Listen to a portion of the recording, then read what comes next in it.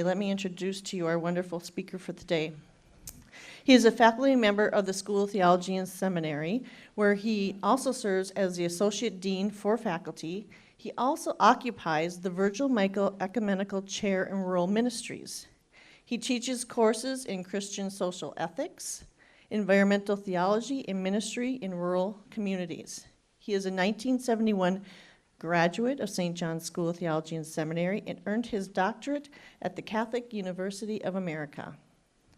His books include Lazarus at the Table, Catholics and Social Justice, Vote Catholic, Beyond the Political Din, and most recently, in which the presentation is based on today, Stewardship, Living a Biblical Call. And all these books are available to purchase today right out on the table. So please join me in welcoming Dr. Bernie Evans.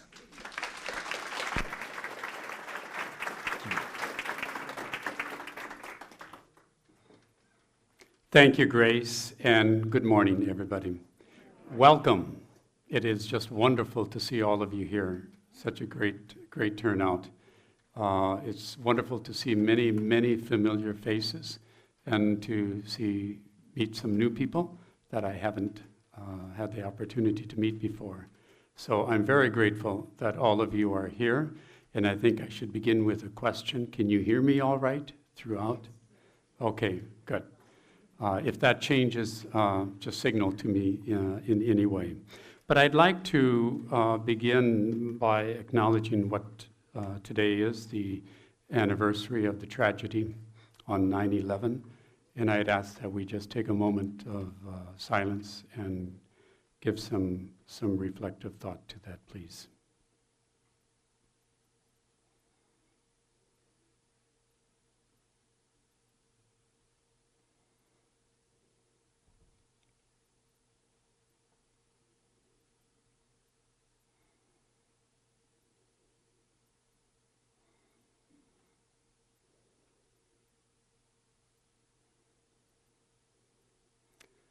And may our lives and our prayers move us and move the world to a state where something like that can never be. And may we always be mindful of those who were affected by it and continue to be affected by it, especially as we see in the news today with the thousands of refugees going from the Middle East into Europe. We ask that we always be mindful of these concerns. So the topic that we're looking at today is how do we regard and how do we use the gifts that we have been given by God? It's that simple question, right? And this is a topic that I have been wondering about and struggling with for many years. And it's a topic that or a question that I don't by any means feel I have a perfect or final answer to, but it's one that I continue to struggle with. I think of throughout my life all the great examples of the people who have done some such wonderful things, obviously well gifted and willing and able to put to great use what they have been given. And those have been wonderful examples to admire and to acknowledge. I also can think of throughout my life one or another people mentioning that so-and-so is such a gifted person, but just kind of wasting his gifts, wasting her gifts. Not sure those are correct judgments or not, but that too is sometimes said. And I always wonder about my own gifts that I may have, and am I using them, and am I using them in the way that God may have intended? So all of that has been over the years fueling my interest in this topic, and continues to cause me to wonder and to explore this topic. And so that's what, as Grace mentioned, that's what my book is about, and that's what we're talking about here today. Uh, uh, and I am interested in doing this topic here today because I'm hoping that we can have some discussion on this topic because, as I said, it's an evolving kind of thing for me, and I'd like to hear more of what people are thinking too. So I should say that I will, before our break at around 10:30, no later than 10:30, all right, I'll try to stop and allow some time for questions, and certainly before we end around 11:40 for the morning, I will allow some time for discussion there too. But I also want to say that when in teaching in my classes, I always tell the students that you can interrupt me anytime.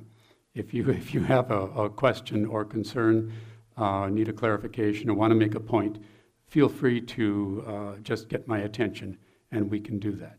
Now, of course, if that becomes just a nonstop habit out there with you, then I may change my rule here this morning, right? But do feel if there's something you want to ask or a point you want to make as I'm going along, you're welcome to do so. A couple of clarifications I would like to make as I get into this now. One has to do with the words that I'm using. I'm using mostly the word gifts, but I'm using it kind of rather interchangeably and maybe a little too loosely, I will admit, with other words like talents and abilities and skills and capacities, all of that. I know I say I use that loosely. I acknowledge that there are other writers and people working more directly on this subject area that will use them more carefully, but I am using them kind of openly like that. Another word I want to clarify that I'm using here is the word stewardship. That has many different meanings depending on context and users. For one, it certainly can refer to stewardship of the land, of creation. We use it that way. We also use it in churches, congregations, parishes, with reference to the time, treasure, and talent. Did I get it right? Yeah. All right. Or Stewardship Sunday, which has its own meaning. The way I'm using it here today, the word stewardship is primarily with the meaning of caring for something that belongs to somebody else. Just the basic dictionary definition of that word. And more specifically, I'm using it to mean caring, taking care of something that belongs to God. That's how I'm using the word stewardship here. And so a second clarification about the sources that I'm using here today and through most of my teaching and research and writing, there are three areas especially that I tend to draw from within the Catholic Christian context. One is the scriptures, as I will today. A second one is the work of the early Christian theologians, early Christian writers. I will use a few examples of those today. And a third one is Catholic social teachings, which I do a lot of work on. Those three: scriptures, early Christian writers, and Catholic social teachings. I think it's important to know always where we're coming from and what are the sources we're relying upon at any particular time. But knowing where we're coming from, it's like the little girl who asked her mother one day, "Mommy, where do we all come from? There's so many people around. How did we all get here? Where do we come from?" And the mother thought, "Oh, this is a wonderful teachable moment." So she told the little girl about the story of Adam and Eve, how God lovingly created our first parents. And they lived so well. They had a few problems, but they went on to live well in this beautiful garden and had children. And these children did pretty well. Some difficulties through the first 12 chapters of Genesis. But for the most part they did pretty well. And then these children had more children, and then they had more children, and it just went on. And so here we are today, all of us. That's how we all came to be. Pretty much because of God's love in creating everybody. Oh, the girl said. And she went away. Pardon me. A little later, she went up to her father and asked, Dad, where did we all come from? Same question. And her father said, oh, this is very complicated, but let me try to explain. And he told her that, well, you know, there were microscopic beings living in the ocean, and they kept developing and evolving, and one day they started to develop something more than little fins as they turned into fishes, and some of them came out of the water onto dry land, and they began to live and grow and over time develop into various forms of creatures, monkeys and chimpanzees, apes and gorillas and all that. And he said, and you know, just yesterday on the news, there was the announcement that there's some marvelous new discoveries of human-like bones that were found in these deep caves in Africa, probably dating between 2 and 3 million years. They don't know yet. But anyway, it's very old. This new species of human relative, Homo naledi, it's called. He went on and on with the little girl explaining all that. So when he finished, the little girl just kind of went back to her mother and said, why do you and Dad give such different stories about where we came from? And the mother said, oh, that's very simple. Your dad was talking about his side of the family. I was talking about mine. Okay? So it's good to know where we come from and what our sources are.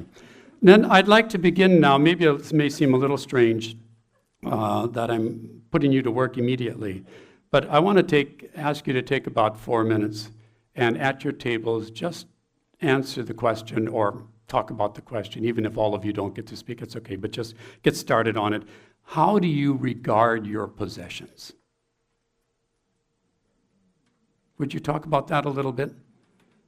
Just for a few minutes, okay?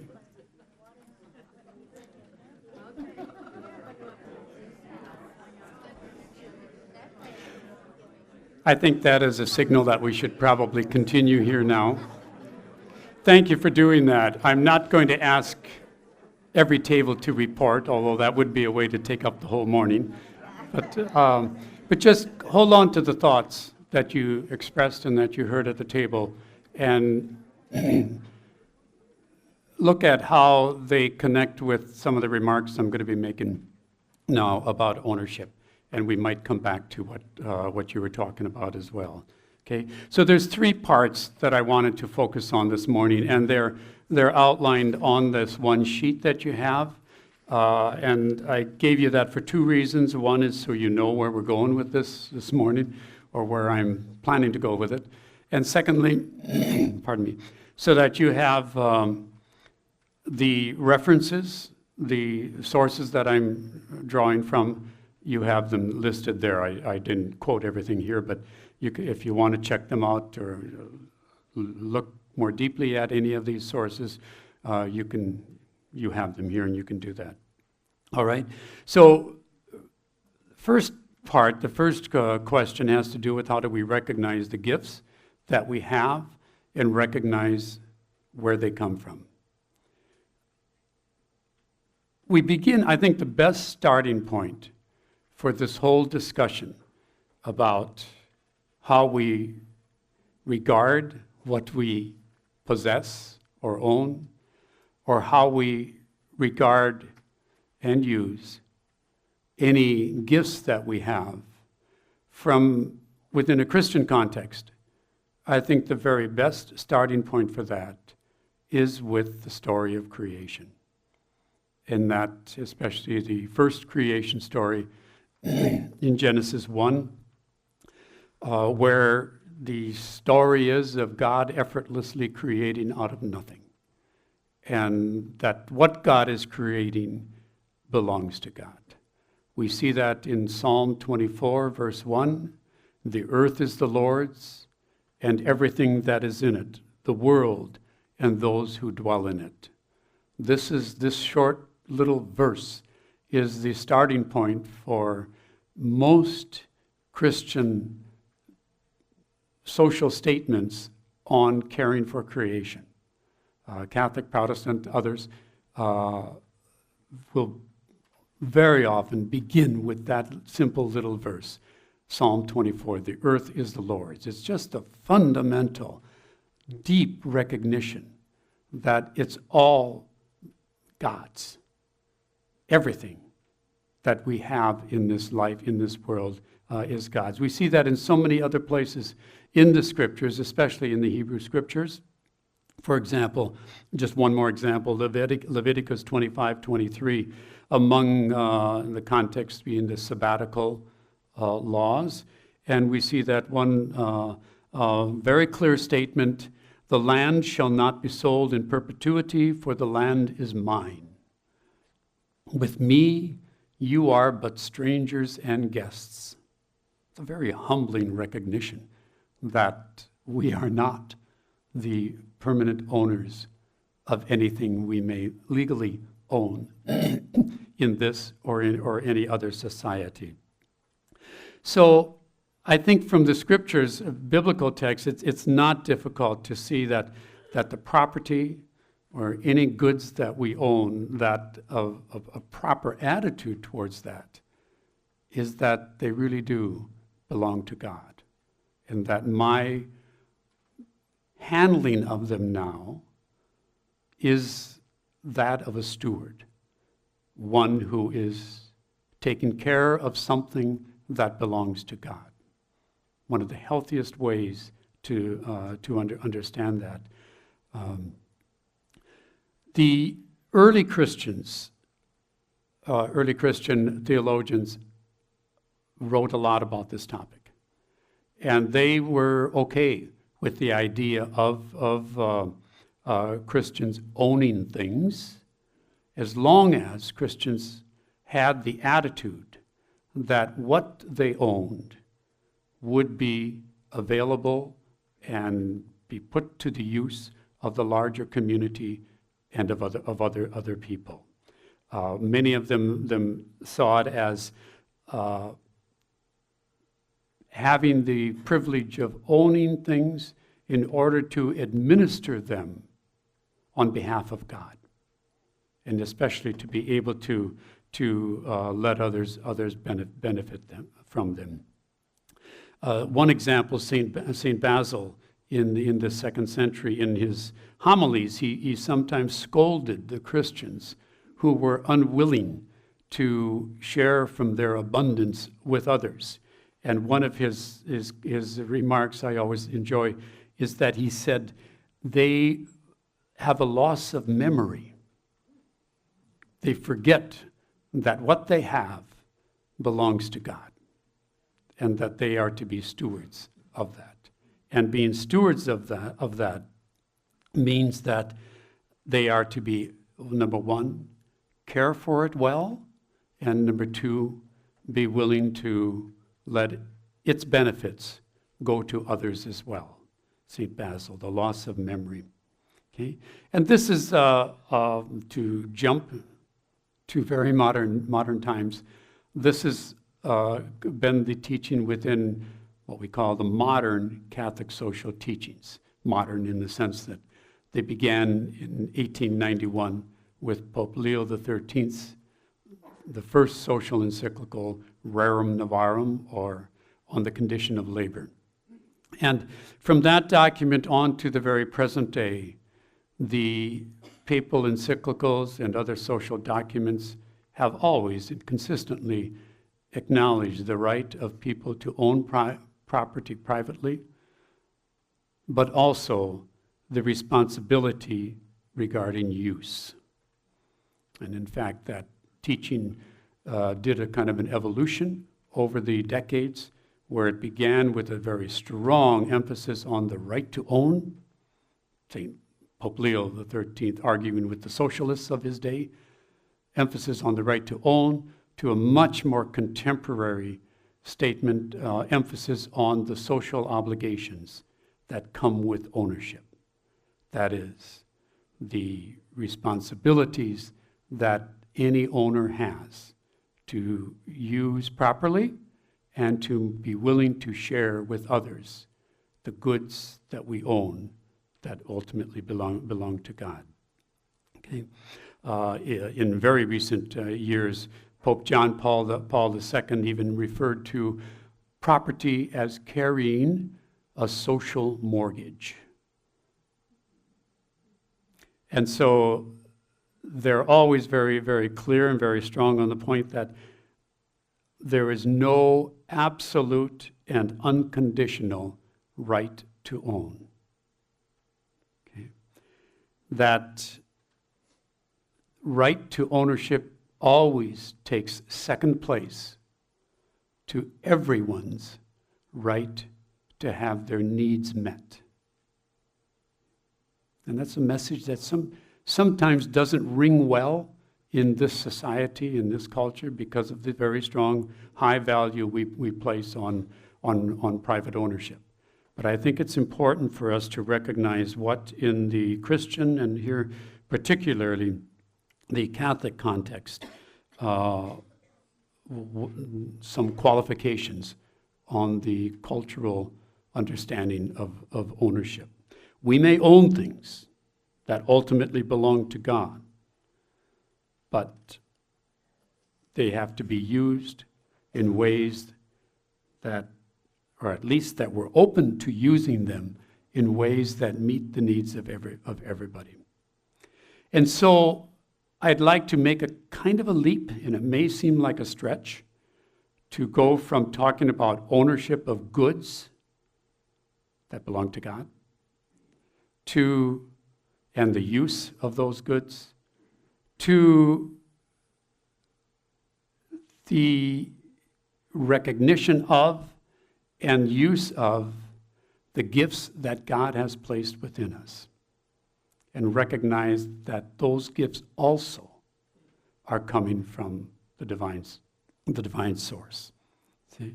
And I begin by recognizing that in the big picture, our very lives belong to God. And that's a starting point. And so do all the gifts that come with our lives. St. Paul in 1 Corinthians chapter 3, I think it is on your outline. In the context of talking about our bodies being temples of the Holy Spirit, and therefore we need to care for them and not misuse them in any way, he makes the point that you are not your own. You are not your own.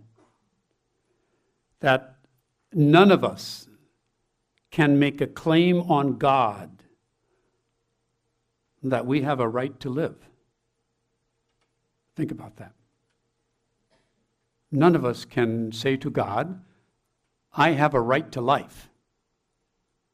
You owe it to me to keep this body of mine going for another how many decades? Okay. Our lives are pure gift from God. Our greatest gift, in one sense. Our lives are pure gift from God. And so I think we need to be careful when we talk about, about the right to life, that is with reference to other human beings' claims upon another's life. A person has a right to life in the sense that no other human being has a right to end that person's life. But we need to be careful and recognize that that's what that's referring to. And not that we have some almighty claim, a right to life that God must continue to owe us, to give us, because it is gift. Okay. And so also with the gifts that we have. Also in 1 Corinthians chapter 4, St. Paul writes or makes the statement, what do you have that you did not receive? And if you received it, why do you boast as if it were not a gift? What do you have that you did not receive? It's a real humbling recognition. That whatever gifts we may have are from another source. And whatever accomplishments we make in life are due to the gifts that have come to us from God. Sometimes we do hear statements about so-and-so being a self-made success, real accomplishments, and sometimes people seem to say that. Sometimes if you read the letters to the editors, somebody may be writing about some other group that is not doing what they should be doing and making, by point of comparison, what I have done throughout my life. Well, the question is, who gave you the abilities to do what you did? Even further, who gave you the grace, the motivation to do well, to use well the gifts that you have? That's another point, a part of this that we have to keep in mind. When my wife Nancy and I have 2 children, they're adults now, doing well. But our son, when he was in his early teens, he introduced Nancy and me to the legal system in ways that no parent wants to be introduced. He and a couple of friends decided to work on their art form by taking spray paint cans and doing some graffiti work on a couple of buildings. And of course they got caught. And the punishment was, of course, they had to pay a good stiff fine so that the removal or painting over could be done. But then they also had to go apologize to the 3 owners of these establishments where they had done their tagging, they called it at the time. And I had the joy of accompanying my son to those apologies. And the first two went really well. The owners were very, very generous in talking to Eric, and they weren't harsh on him, but let him know that he did something that they didn't appreciate. And the third one was just a nightmare. He just railed against our son on how awful this was. He shouldn't have done it. I'm not trying to cover that up at all. And then he went on, the owner did, to talk about all that he has accomplished, and that you're never going to be able to do what I've done if you keep doing this kind of, on and on and on. Well, end of the story. Of course, I had very mixed feelings at the moment towards my son, dragging me into this, having to hear this, and towards the owner for carrying on the way he did. And later, I actually developed more of an empathy and felt kind of sorry for him, because he seemed so clearly to express this notion that what I have accomplished is all my doing, and that whatever successes I have done, realized, have been because of my hard work, hard effort. And I don't question that is the case, but there's also another agency involved in his and any of our successes as well. And that's a part of what I think in terms of stewardship, of recognizing, caring for the gifts that we have from God, that's a part of it that we should never, ever lose sight of. Okay? So we need to recognize, learn to recognize the source of our abilities, whether these abilities lead us to being good auto mechanics, or bus drivers, or cooks, or skilled dentists, or whatever it might be.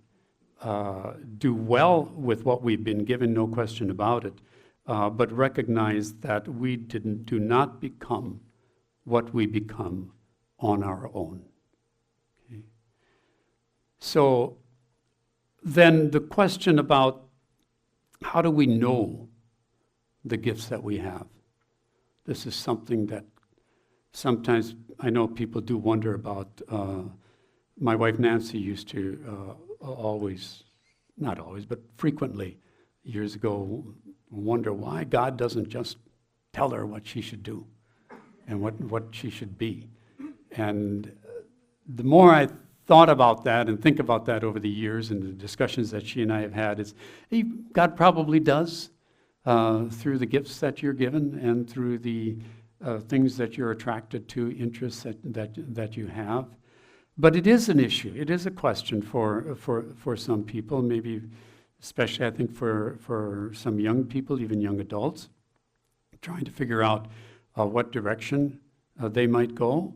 But it's about being intentional on knowing our gifts and talents. We really need to give that serious attention because they are given to us for a purpose larger than ourselves. So how do we do this? You know as well as I do the many ways, I think, but I think one of the ways is through the daily responses that we give to people and events in our lives. Pay attention to that. How do I react? What do I try to avoid? It's probably not an area that I'm gifted to be engaged in, but what am I drawn to as well? We might become more aware of our gifts also by the being open to new directions and new opportunities that present themselves at any point in our lives. And in being open to that, we may discover some gifts that we have that we never recognized before. That can always happen.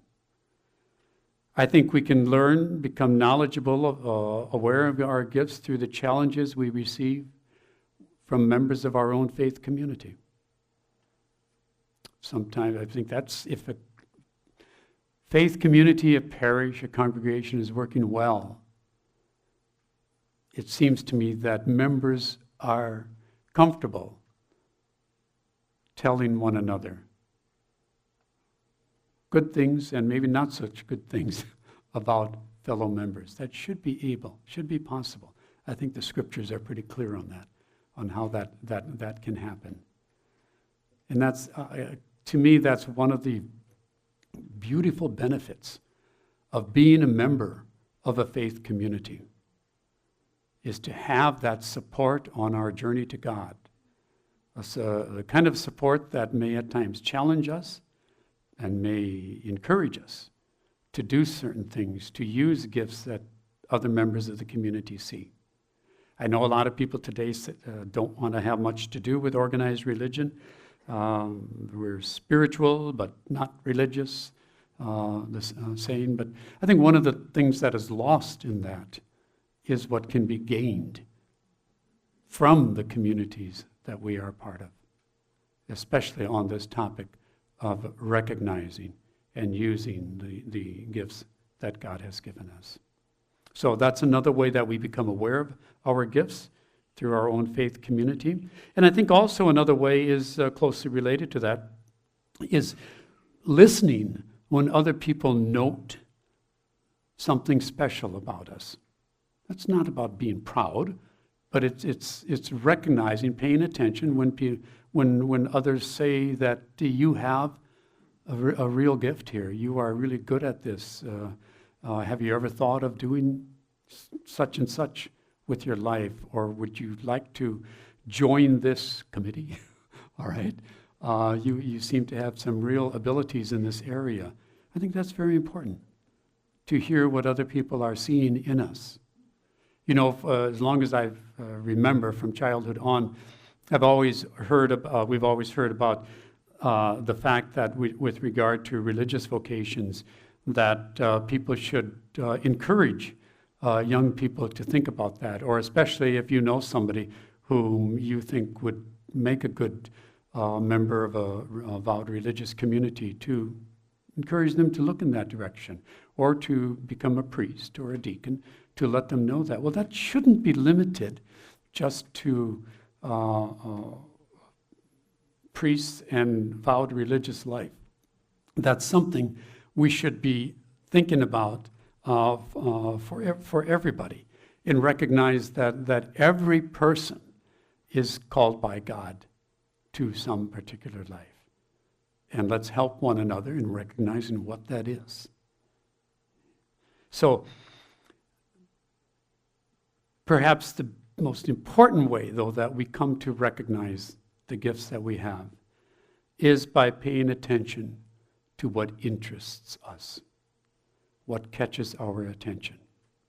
That seems so obvious, but I think it is a very basic human anthropological way of recognizing directions that we should consider going, is by just paying attention to what are we drawn to. Because it's quite likely that God has put abilities in us that might connect us well with that area of activity or work or something. I think I'll come back to that a little bit later this morning, paying attention to what interests us as a way of recognizing, acknowledging, appreciating our abilities and talents. I want to emphasize also that knowing our gifts, coming to recognize this, is something that needs to go on all life long. It's not just something for people graduating from high school to deal with. It's something that we all have to be doing, and at every stage of our lives, including any of us who are retiring or in retirement, that we still need to be asking. Think of this in terms of stewardship. Caring for something, the gifts that we've been given, that belongs to God, and putting them to good use. That should be going on throughout our entire lives. And I stress that also because we change. You know that. We all change. Our contexts change.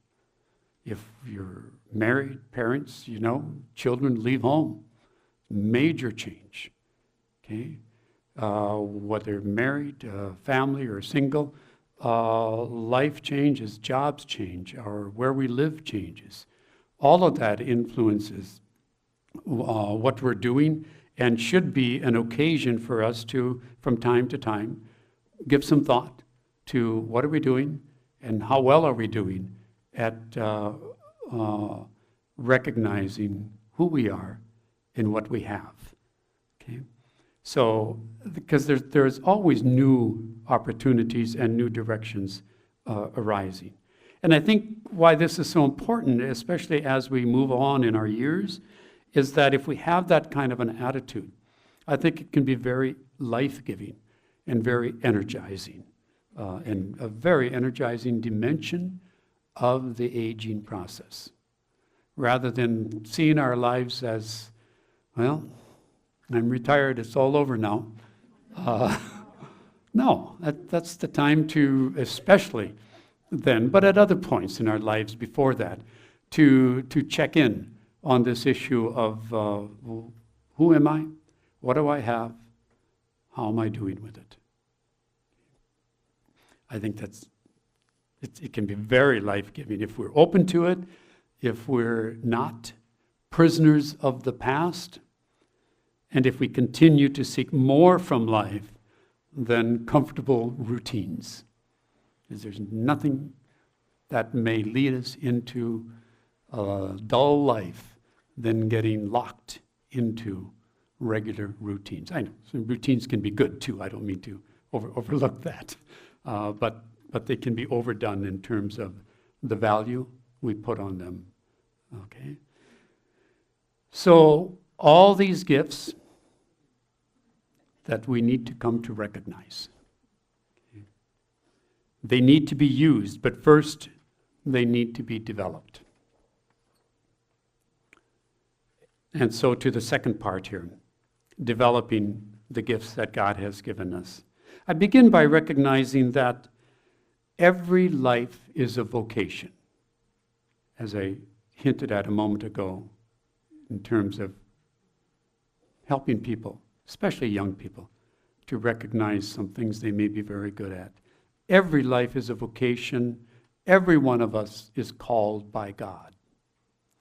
We are on a lifelong journey to become the person God wants us to be. And that is a lifelong journey.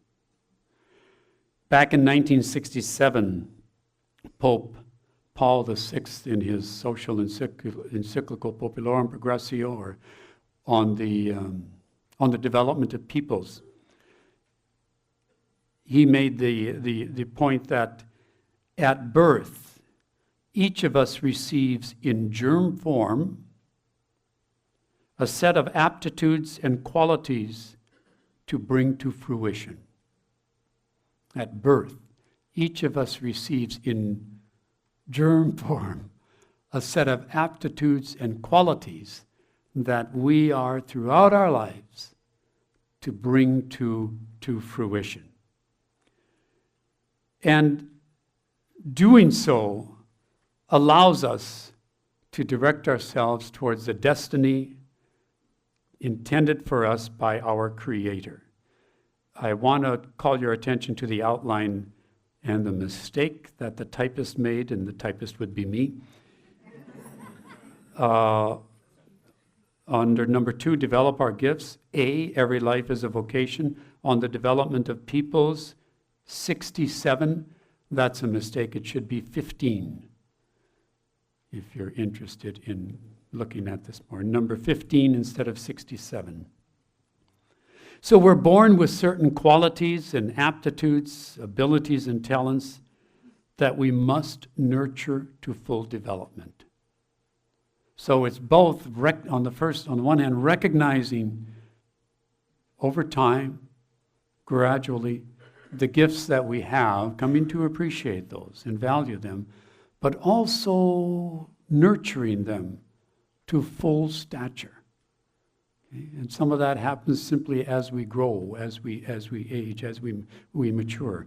But it's something that, as Pope Paul VI was pointing out, that we need to be attentive to, because that's part of our responding to God's call to become certain particular persons within God's human community. That's the kind of thing that bringing these to fruition that happens in parent-child relationships. It's the sort of thing that happens in the educational process. It happens I know it happens with our students here in the School of Theology. Hopefully it happens at Theology Days and in many other settings in our lives, that we're able to work on the gifts that we have. Not just use them well, that's coming third part, but recognize that they can become more as we pay attention to them and help them develop. And that too, is a lifelong task, to develop all of these gifts that we have received at birth. It does not end with formal education, nor does it end with confirmation. Okay? It is something that has to go on throughout our entire lives. If we are to become the full, rich people that we are called to be, especially in terms of the Christian perspective of full, rich, active disciples of Jesus Christ, we have things that we need to nurture and put ourselves in a great position. So it is a lifelong task, and they are with us forever. These gifts, these skills, these talents. Some things happen that we're not always able to use them. Our own situation may change physically, mentally, emotionally. But for the most part, we can say that they are with us forever. St. Paul, again, in Romans chapter 11, verse 29, makes the point, the gifts and the call of God are irrevocable. Now, the context is he's talking about the election of Israel, but I don't think it's too much of a stretch to see in that a thought for ourselves, that the gifts that God gives us, the call that God gives us, is irrevocable. It's not going to go away. That is reassuring in the sense that we have a lifetime to make it happen, to develop these gifts, to answer that call. A little uncertainty about that is we don't know how long our life is going to go. Okay. There is also a disturbing side to that the gifts of God, the gifts and the call of God are irrevocable, and that is that they're not going to go away, that we have a responsibility throughout our lives to put them to use, to recognize them and put them to use. It's not like at a certain point we can stop worrying about this nagging kind of feeling that I really could be doing more with my life, but I'm now 40 years old, I'm now 72 years old, that's behind me. St. Paul would never let us get away with that. Okay? God's call and these gifts that we are to use are ours for life. And they are a very necessary part of our living out our vocations. And so we develop these God-given talents through daily efforts. I think the most certain place and time to answer God's call to develop our gifts are the small, regular activities that make up our everyday. It's not the great moments that sometimes come our way or situations we may find us in. Those are part of it. But I think that what we're talking about here in terms of developing the gifts that we have, that happens best in our daily lives, in our daily activities, through the people we meet, the situations we find ourselves in, and the way we respond to those. One of the ways that is most important also for developing our gifts in daily efforts is through our work, through our jobs, through our careers. Catholic social teaching from the very beginning has made the point that there are two things about work that we always need to recognize. One is that work is necessary, obvious, okay? We need to work in order to live. We need to work in order to have income for ourselves, for our community, or for our dependents, whatever situation we're in. It's necessary. But the second point about work that I think we sometimes overlook is that work is personal. It is personal. It is through our work that we put to use and develop the gifts and the talents and the skills that God has put within us. We do that on a daily basis in our work. And we develop them, use them for ourselves, because it isn't the necessary part, a way of making a living, but we also use them at work for others. Through the things that we do, whether as farmers or people helping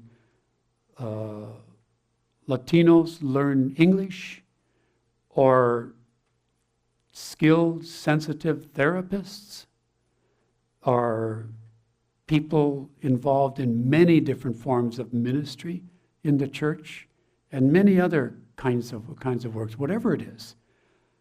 It is through that regular work that we're doing that we are most commonly developing what God has placed within us. Again, for our own benefit and for that of others. I remember when I was a student here in the School of Theology, and working the graveyard shift at what was then called Franklin Manufacturing. Any of you remember that? On 33rd Street in St. Cloud. And my job was on the assembly line, putting handles onto refrigerator doors and using an electric drill to put those handles on, one after the other, at a certain speed. And for the first week, my thumb and part of my hand was kind of raw from missing with the electric drill. But eventually I did get it down. I was quite good at it. But I think that in thinking back on that experience, it was an opportunity for me to learn a lot of patience, to learn, after I learned how to do it well, to learn how to deal with boredom, to learn how to relate to other people who were doing this for a lifetime, for work, when I knew that I was going to be getting out of it very, very, very soon. And it was an experience that I'm certain helped to develop certain things for me that have benefited me later. And I mention this only to stress that whatever kind of work we're doing, it really doesn't matter in terms of that work being an opportunity to both use, but also especially to develop the personal talents and skills that God has placed within us. Pope John the 23rd, pardon me, in his encyclical in the 1960 Mater et Magistra, wrote on this a lot, that what happens in the workplace for people, whatever the work is this place where people most commonly develop themselves and their skills and their abilities, and it's also where they learn to take charge of things and should be given more opportunities to have a voice in the workplace, in the running of the enterprise, because if they do that, then they are more likely to have an effective voice out in society and contribute more effectively with their skills and their ability to governance within their communities, within the state, within the nation, etc. So again, just another way of saying in that tradition, social teachings tradition, that work is so important to our developing ourselves and developing the gifts that we have. So I think it's sometimes I get a little nervous when I hear people say, "Oh, if I could just hit the lottery, I wouldn't have to work another day in my life," right? Well, there's something missing there. Now, I don't want to be naive about this. I also know that there are a lot of people who are working in places where it's not a good fit. It's not comfortable. And this nice rosy notion of developing ourselves and our gifts probably can't always happen in every setting. Sometimes it can be a matter of survival, and sometimes people are at their jobs primarily, if not only, for the first value. That is, that it is necessary. I need to have the income. I know that's the case. Okay. Pope Francis, in his wonderful encyclical Laudato Si, encyclical on the environment, on caring for creation, makes the point.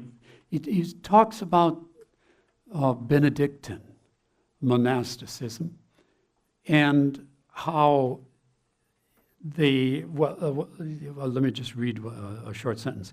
Seeing the wonderful characteristic of seeing manual labor as spiritually meaningful proved revolutionary.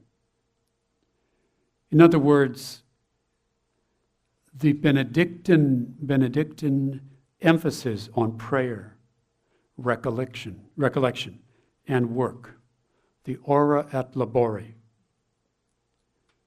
brings personal growth and sanctification together at the interplay of work.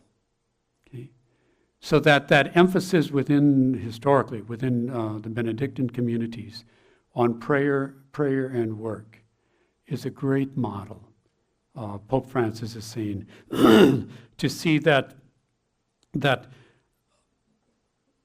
our life, or let me put it the other way, our work is not separated from the rest of our lives, and that it can be, especially if there is prayer or the Benedictine spiritual reading, recollection connected with it. This can be a wonderful model for our own growth and development of our gifts.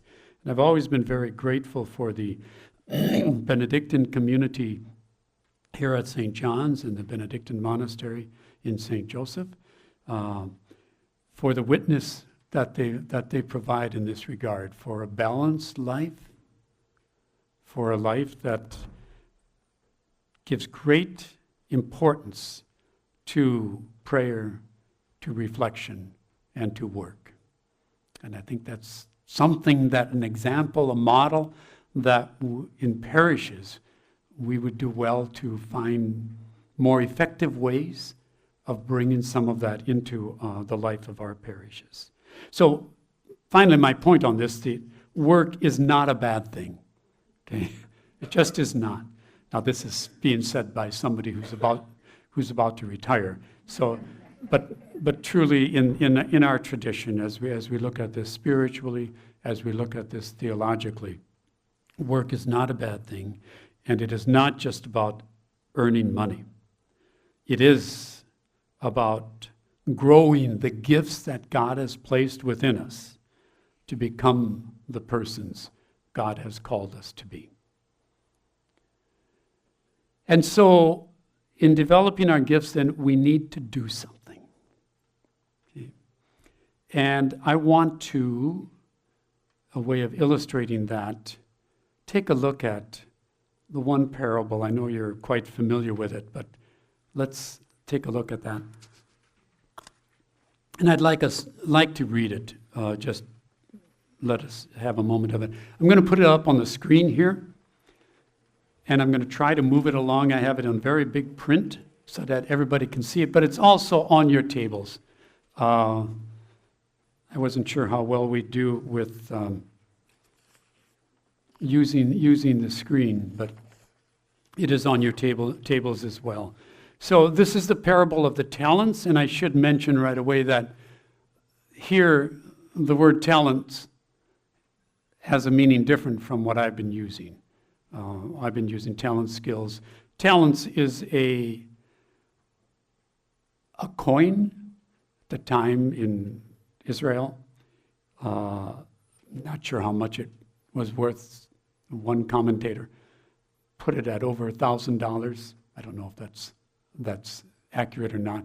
I do know that it had different values depending upon whether it was made out of gold, silver, or copper. But it was of some worth, as the story, the parable of the talents would tell us here in Matthew 25. So, oh no, what did I do? I just am reminded of why I so often don't like to do this, use this. One second, give me just a second. Here we go. Okay.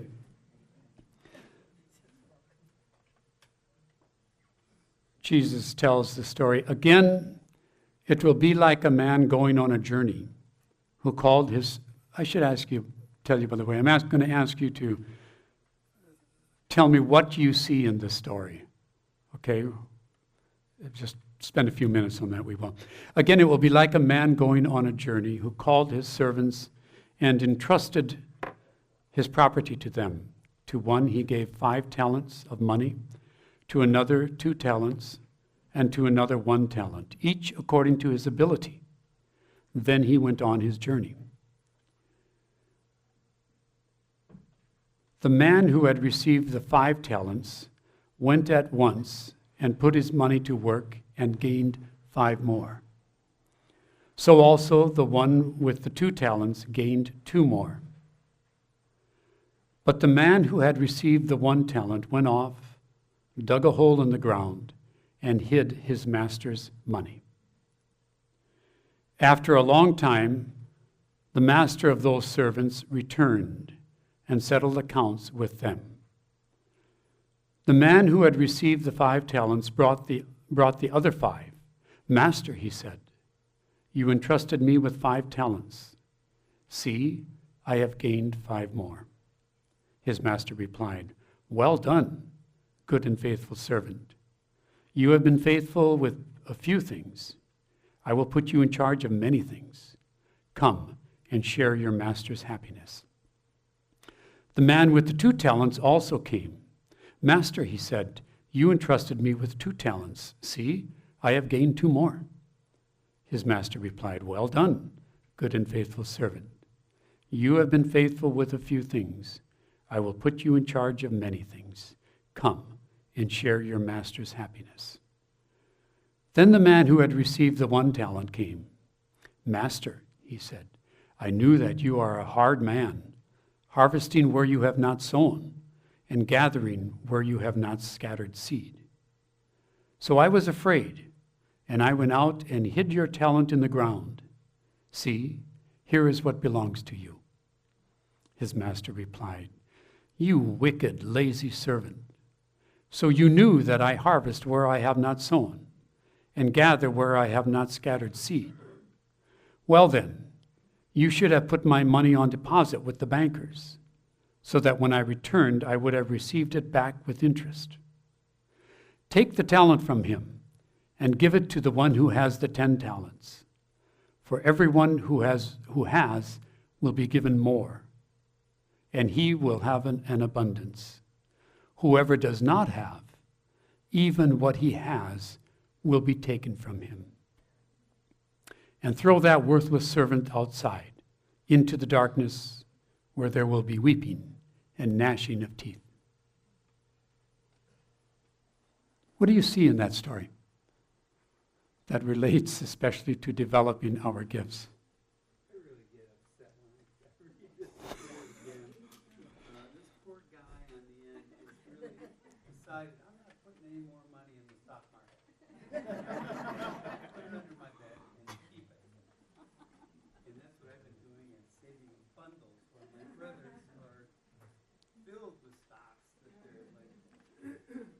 Okay. If you didn't hear it in the back, he's saying he gets upset when he reads this story or hears the story about the poor guy who was being safe with his money, okay, and was in the end treated so harshly.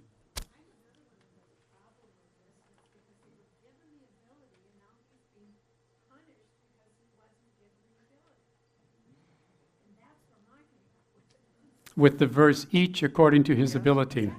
Okay, all right. Aren't the adjectives used for the person who buried the money, aren't they actually quite incorrect? Was he lazy? Was he possibly incompetent? But basically, there's an adjective used fearful. He's pointing out, if you didn't hear it in the back, the adjectives used about the one who just buried the two coins? 1 coin, okay, thank you. That among the adjectives, the one we shouldn't overlook is that he was fearful. I think the master prejudged must have known that the coin was only 1 talent, how much he would have given him. Okay, the master, you're saying, knew that he was, okay, going to do much with it? I think it's really interesting that this last one, he's fearful, but he also confronts the master and says, you harvest where you do not sow and gather where you have not scattered seed.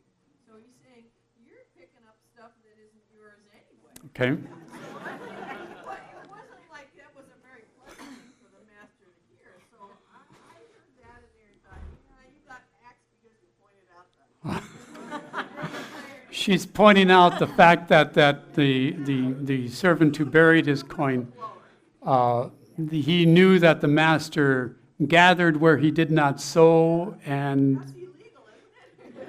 he at least there seemed to be some ethical questions about the master. Yep. So there's a little problem too with gaining interest with money lent. Wasn't this verboten? I mean, that wasn't supposed to be Okay. A question about whether or not they were to be lending money with interest, period. One last comment. Terrible. Go ahead.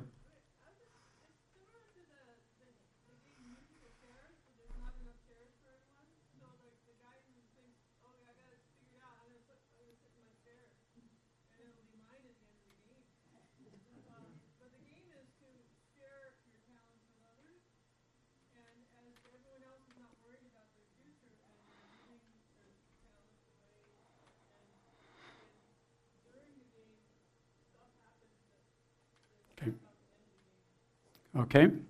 All right. Well, so there are some questions. Obviously, there are some questions. I've always had some of the same questions that you have raised about this.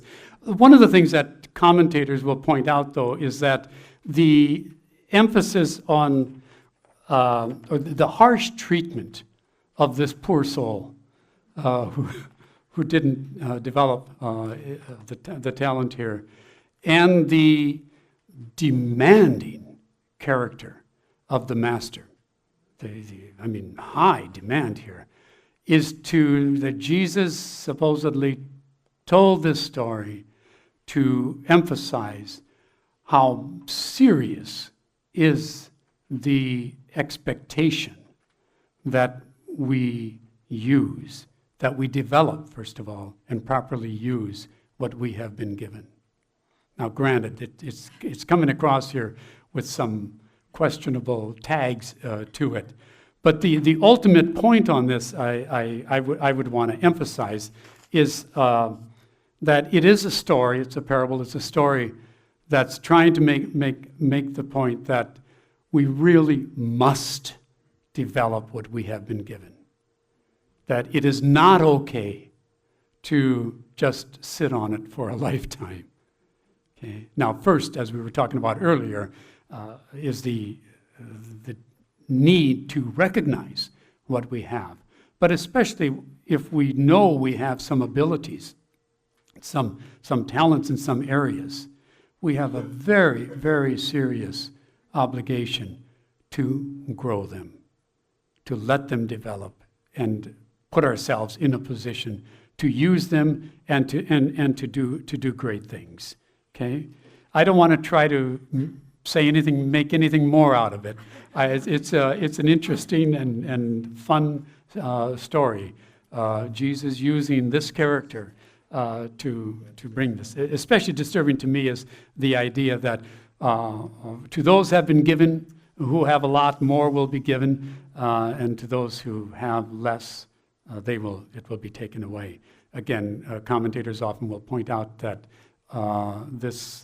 some even point to the possibility of this pointing to early church life, and that it represents the increase in responsibility that comes with the development and use of gifts that we have been given. But take it just a simple notion. Develop your gifts, folks. All right? Scary if you don't. Okay? All right. So what we have been given must not go unused and undeveloped. And the challenge for us on that, I think, is that for us to avoid the complacency of our lives, or that our lives can turn into. Avoid complacency if we're serious about our journey to God. Avoid the kind of Christian minimalism that we can sometimes be inclined towards, but rather to live and act like we believe we are called to something greater than we are now. And that means always working on what we have. It's about recognizing that our life is more than simply not hurting somebody else. It is more than attending regular church services, though that's important. It is more, our life is about more than just obeying laws, although that's part of our lives too. Our life must develop, or we must develop what is already in us, as do people in different careers that we admire, great musicians, how much they work on their talents and their skills, and we acknowledge and appreciate that. Even athletes have to work on that as well. It's the same kind of mindset, I think, that we might have towards the gifts that we have. So we are to take up the challenge of developing what God has placed before us, and to do so with the confidence that God provides all we need to succeed. But we need to let it mature and develop. And so finally, before we break, a few points on a life with prayer. I really do think that for us to develop and do things well with what God has given us, that our lives have to be marked by prayer. At first, as I was developing this, I put down a life of prayer. But then I thought, no, most of us lay people over the years tend to think that a life of prayer means a vowed religious life. That's for them. But it's not that. But nonetheless, I changed and made it a life with prayer, in that I think prayer is just absolutely necessary for our lives. All forms of prayer, including prayer of petition, and there's nothing wrong with that. I shouldn't even say that. Obviously, it's important. And we do know that God answers prayers. Not always the way we hope. There's that story of the man who was out hunting bear, and he spent most of the day trucking through the woods and on the edge of the woods and that. And then finally, he came over a hill to the top of the hill, and he looked down there, and there he saw a stream of water, and he thought, oh, I need a good fresh drink.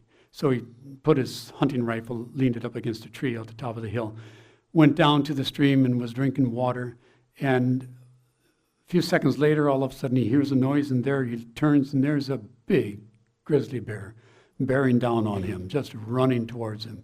And the man thinks, oh, good grief. My gun is up at the top of the hill. I'm lost. And then he prays suddenly, says, Dear God, please make this bear a Christian. And suddenly, just like that, the bear stops, rises up on his hind feet, raises his paws up to the heavens and prays, Dear Lord, please bless this food that I am about to eat. The prayer was answered. Not quite as he had been hoping for. Okay? But I think we need to be committed to prayer and to recognize that through prayer we come to understand who we are, what God is calling us to be and to do, and what we are becoming with what God has given us. And I think of prayer as regular dialogue with God, developing the habit of placing ourselves in the presence of God, to know our gifts and to know what to do with them, and to develop a faithful and empowering relationship with God. I think that's critical. I think of this also in relationship to our spirituality, which when I think of spirituality, I think of it as being recognizing that God is present in our lives in a transforming way, that God is actively calling us to conversion, to change. And working on our spirituality is our response to God's active presence in our lives. And prayer is an essential part of that response. Now that you add that last part, the part that was lingering in my head was of that third person. Mm-hmm. That third person also understood the master to be hard. You know, so I got the sense there's not any loving relationship there. There's not a trust level. And now what you're saying of prayer, and I would gather the first two people that we spoke of, they had a better impression of their master. Mm-hmm. And when there's more positive impressions, there's also more ability Mm-hmm. to develop. And in prayer, we keep, that relationship keeps growing. I like that. I think that's very good. She's making the point that, referring back to the parable of the talents, that the one lost person had fear of the master, didn't have a good relationship with the master, and that may have contributed to his acting the way, doing what he did. Prayer is a way of our developing a trusting relationship with the master, with God. And that too is why it can be so important. I just, years ago, I was in the Peace Corps in Turkey, and I was in a village for 2 years with, they were all Muslims, there were no Christians in the village up on the mountain. And when I wasn't teaching, I'd usually be visiting with people in their shops, especially some guys who became friends of mine. And I was always impressed that how they responded to the call to prayer. And it was 5 times a day. But it didn't matter what we were doing at the time. When the call went out from the minaret, all right, the call to prayer, they would absolutely stop the visiting that we were doing, put a little rug down, and do their prayer. And I just stand, or usually I was sitting, sit by and wait for them to finish, and then we'd continue with our conversation. But it was a beautiful thing that I just came to respect, that this constant connection with their God, these Muslim Turks, friends of mine, that I think put them in a great position to always be reminded, to being reminded of their relationship with God, of their dependence on God, and of the fact that this fabric shop that Muhlis was running here, that the success of that depended upon Allah, depended upon God for him. And it's something that, again, I like that in the Benedictine communities, their regular prayer, that I think we can learn a great deal from. So I also want to then finally just say that with prayer, especially prayers of petition, it's important that we act on what we pray for. In that whatever we're praying for is something that, to the best of our abilities, we should also work to make sure it happens. Anything you can think of in the news, whatever it might be, that is happening today, if we pray for it, the refugees streaming into Europe right now, we pray for that, rightly so. But is there something here that we can do that might help to ease that problem as well? And any issue you can think of. Going back to the parable of the talents, pointing out that what seemed to be lacking in the story is community. And especially the sense of the 2 who did well not helping out the third one who didn't do very well. That it seemed that they were really all acting on their own. Good point. We'll just go for another minute or two and break at 10:30. Somebody had their hand up over there.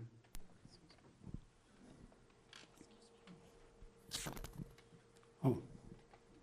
Sorry. I'm always conflicted with this parable and the parable of the vineyard owner who sent the different workers out in the morning, in the afternoon, and paid them all equally. And every time I come across this parable, when I'm going through it, I'm thinking, oh yeah, this is the one that is going to come out where the guy he's not going to be reprimanded for what he did. And I'm always disappointed when I get to the end because it doesn't come out the way the parable does for the guy who owned the vineyard and sent the workers out. So can you explain that or clear that? I like what you're saying. It is a challenge. But the only thing I can say in attempting to explain is the point that biblical scholars make, that the parable is a lesson on how important it is to develop our gifts, and that demand is so severe that if it were to have a happy ending for that person who buried his talents, that would weaken the strength of the message. Okay, that's about all I could say on that. Okay? You can keep reading it, and it's probably not going to change. The ending isn't. Okay. In a little bit different light, what I'm struggling with is kind of a two-part question. Do you think that God gives some people more talents than others? And if so, why? Or are we given kind of an equal number of talents, and it's what we do with those talents that result in a different outcome? I think the most important thing is what we do with the talents we're given. That's the critical thing. And whether God gives, certainly it seems that God gives different gifts to different people. And as I'll be talking about after the break, that's very important. We have to have that. But whether God gives more to some than to others, I really don't think of it like that.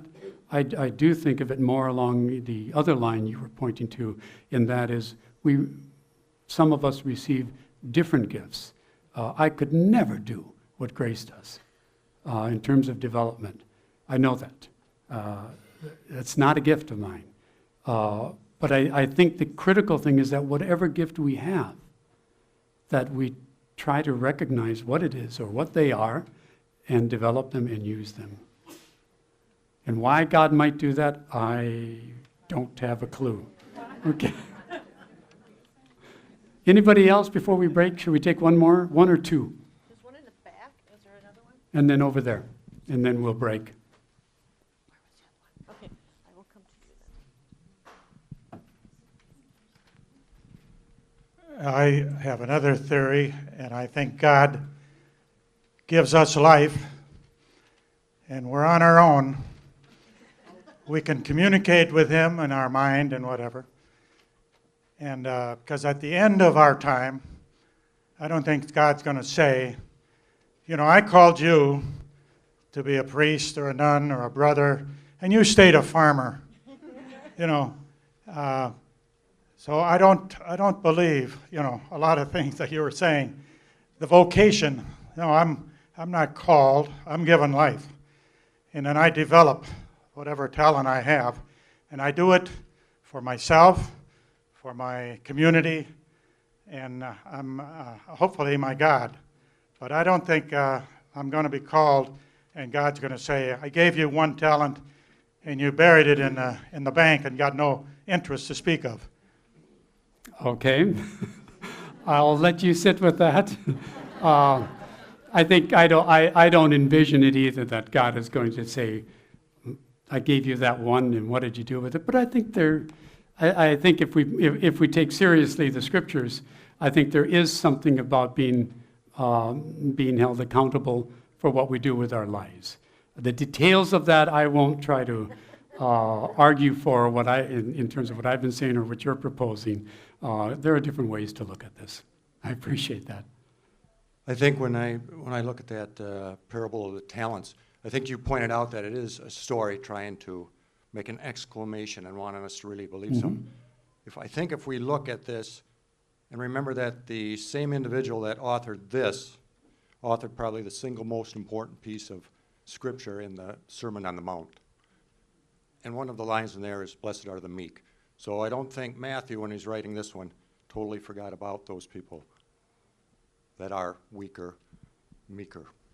Thank you. I like that. That's very, very good. Okay, in concluding, I just want to mention in terms of prayer, if you're looking for a prayer aid, there's one I'd just recommend you take a look at, and it is called Give Us This Day. That is put out by the Liturgical Press, and I think it's a wonderful resource for people to use, offering prayers throughout each day in connection with the liturgy of the day, the feast of the day, or it's just very, very good. And I'd encourage you to take a look at it. If you're looking for something, some aid in enriching your prayer life.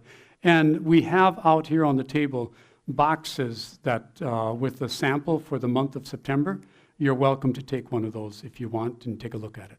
Okay, that. So what I want to jump right into at this point is the third part of this morning and the presentation, and that is the issue of how do we use our gifts.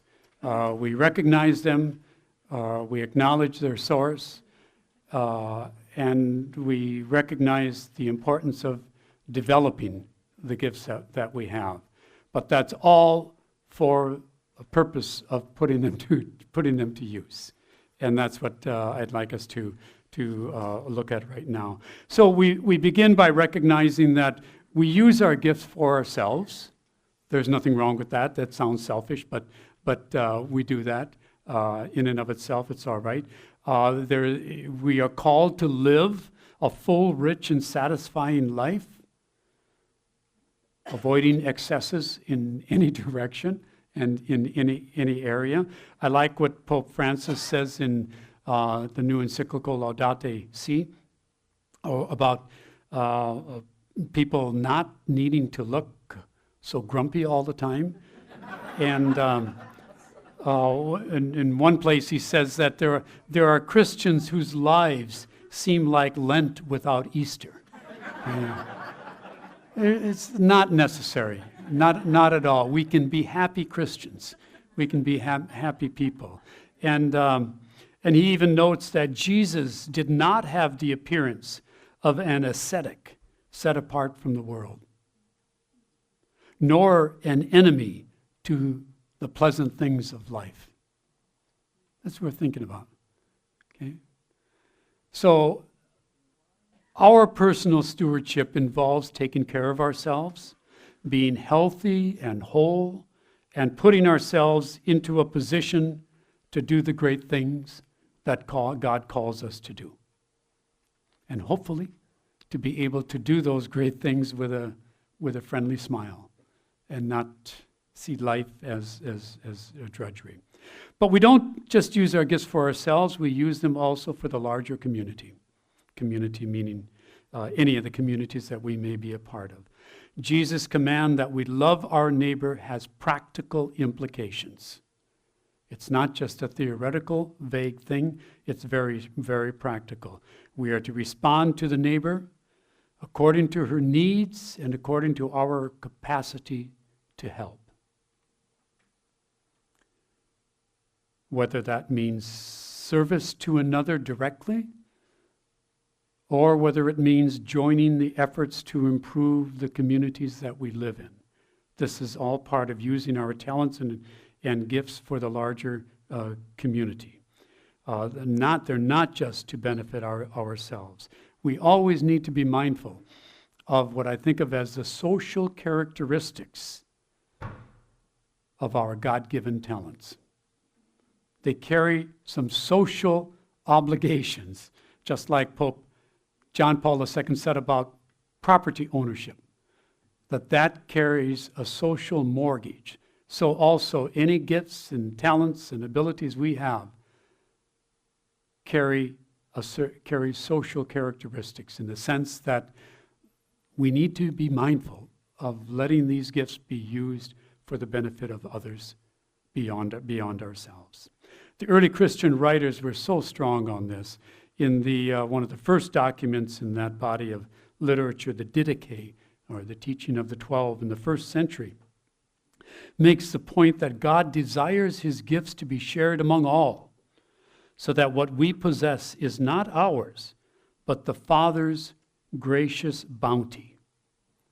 And we, the Didache points out, we are instruments for sharing that bounty among everyone.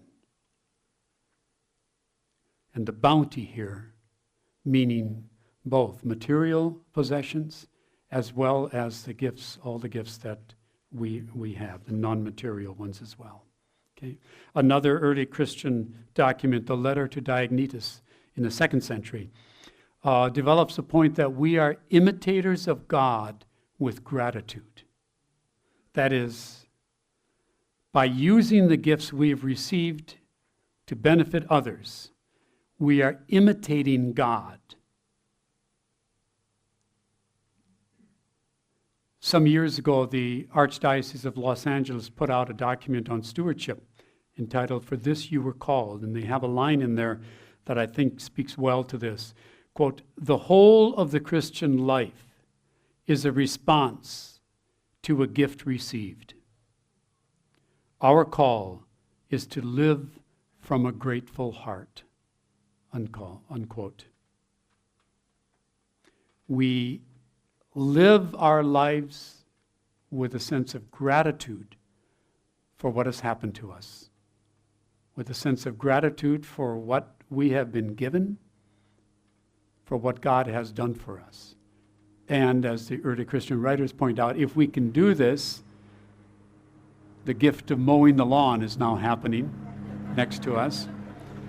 But if we can do this, we are and we become imitators of God. St. Ambrose of Milan and St. John Chrysostom in the 4th century, two major leaders in the early church, wrote about the universal purpose of the goods of creation, in that all of creation, including the blessings and the gifts that you and I have, all of creation belongs to God and is intended to meet the needs of everyone. And St. Ambrose went on to say that when we share our gifts, any of our gifts, especially with a person who is living in poverty, quote, "It is not anything of yours that you bestow upon that person. Rather, you are giving back something that is his," unquote. Okay? God created everything in the universe to meet the needs, to praise God, of course, but also to meet the needs of all people. All people. And so when we provide something to another, St. Ambrose is saying, don't take too much comfort and pride in what you're doing, because you're simply giving back to that person what is his or hers. It was intended by God to meet their needs. And that's why I pointed out earlier, pardon me, that ownership of property is never an unconditional and unrestricted right. It's always in service to the needs of everybody to have at least their basic needs met. Okay? Our possessions and all of our gifts are to benefit ourselves, but also to address the needs of the larger community, especially those persons who may not be doing as well. I want us to do one more parable, and hopefully this one will not be quite as problematic. Okay? Though it is also from St. Matthew's Gospel, and it is also in chapter 25. I'm going to see if I can find it real quickly.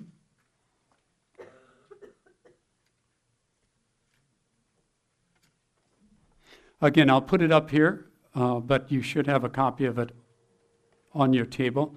It is the very well-known parable of the Last Judgment, sometimes referred to as the parable of the sheep and the goats. But I'd like to let us read this. And again, I'm going to ask you, what do you see in this, especially as it relates to our using the gifts that God has placed within us. So Jesus says, he will say, just a second. Okay. When the Son of Man comes in his glory, and all the angels with him, he will sit on his throne in heavenly glory. All the nations will be gathered before him, and he will separate the people one from another, as a shepherd separates the sheep from the goats. He will put the sheep on his right and the goats on his left.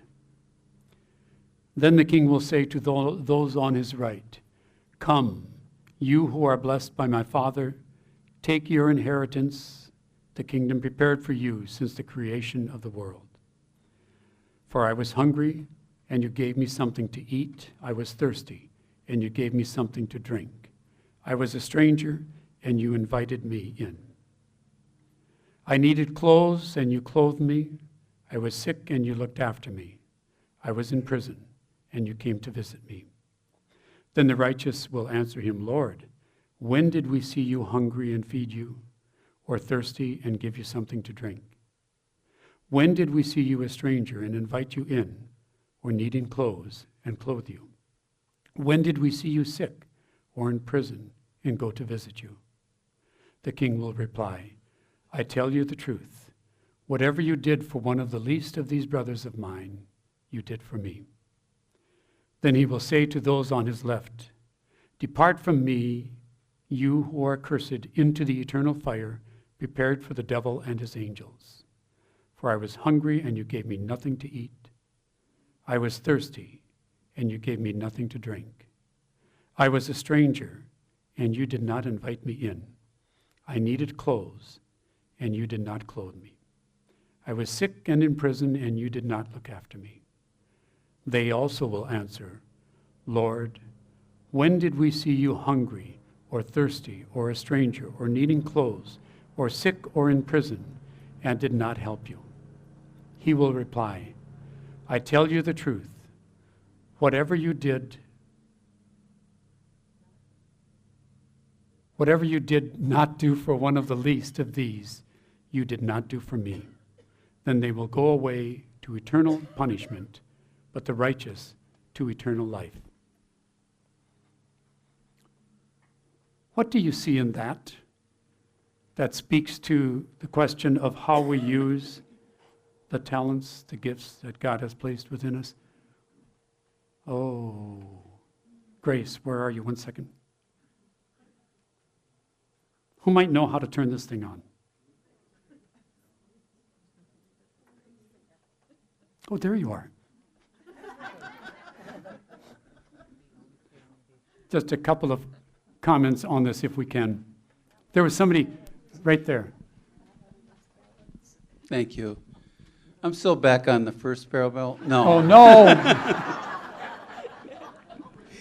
No, this strikes the intensity of the way I feel about community and each of us having this responsibility to help each other.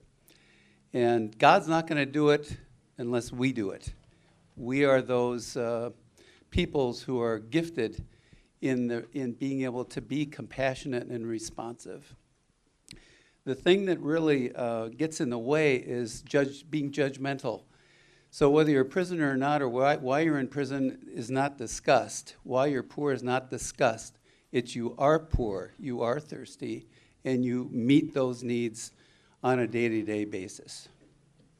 However, if you're judgmental and you say, "Oh, those people on social disability and whatever, they're just using and abusing the system," if that gets in the way, we're not going to be able to do our job. Okay. Thank you. Well said. Other thoughts?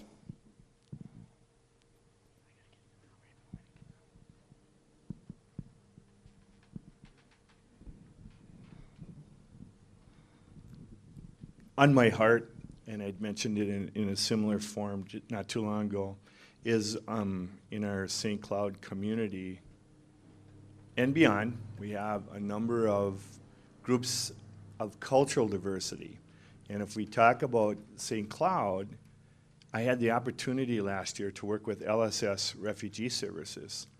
And in doing that as a unit for CPE, I met so many wonderful people that had been in tents in Kenya, in other countries that happen to be primarily of the Somali descent.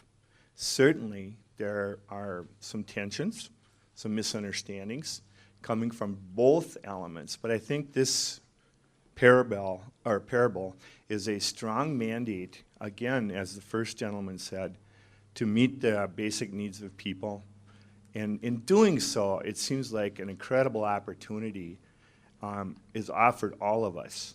In not doing so, whether one believes in an eternal damnation of hell or just not doing it, you can look at the other passage as not having that opportunity for the gifts that others have to offer. So that's my invite, without hopefully sounding too directive myself. Thank you. Okay. What about that? Sister Stephanie, did you have a point? No. Okay. Okay. Do you believe in hell? I can't see a loving God eternally punishing those of us who screw up, eternally in flames. There is no hell. Okay, the issue there really is how do we understand damnation? How do we understand that part of, or that side of the afterlife? It certainly is clear in the parable here and in other scripture texts that there is some sense of accountability that follows this life. And I think one of the things that I find really, really powerful in this parable is that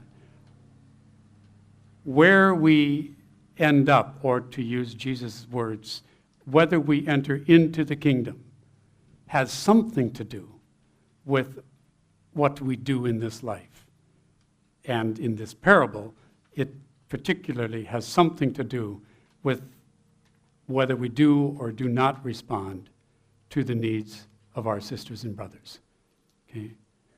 Now, without trying to specify what that means, but I think the notion of accountability here is very, very strong, and that connection, I think, is important to me. Over here we are. I'm sorry. I was just going to comment. I'm reading a book now, and I'm sorry I don't have the title or the authors, but they use the analogy to the one body and how there's the head, the arm, the legs, whatever, each having its own function, its own gifts, if you will, and how the whole body is needed to further the work of Christ, for example. And this is being used in the context of, say, third world countries, where there are people who are as gifted as the wealthy people in the United States, for example, but who have some obstacles perhaps in their way to realizing those gifts or being able to share those gifts. So the need for an education, for example, to develop your gifts, the second point here today. But it's a concept that I've found kind of interesting to be reading and learning about. Thank you. Another way to look at the gifts, I guess, as that whole body. Thank you. I think I'm going to move on here now and try to leave time at the end for, if you want to come back to this with any comments or questions, we can surely do that. Okay? But there are a couple other things I want to make sure we do get to. And one is just that simple, on your outline, quote from St. John Chrysostom. Again, just St. John Chrysostom reflecting, actually this he was preaching on Matthew's Gospel and his homily 35, when he says, "Do you wish to pay homage to Christ's body? Then do not neglect him when he is naked. At the same time that you honor him here in church with hangings made of silk, do not ignore him outside when he perishes from cold and nakedness. For the one who said, 'This is my body,' also said, 'When I was hungry, you gave me nothing to eat.'" Okay? I think it's an important connection to see in the very early church, connection being made between what we do in our acts of worship and what we do with the rest of our lives, and to not miss the connection between those. Okay? Something that gets developed much more in other documents. So, using our gifts for the larger community includes a wide range of opportunities and possibilities, obviously. It can be responding to people's needs right here and now, the kinds of things that parable is pointing to, but it can all, and as the early Christian writers are pointing to, but it can also be using our gifts to help build a better world in a broader sense, making long-term commitments and engagements, getting involved with programs and organizations to start a senior center group or bring the North Star to St. Cloud.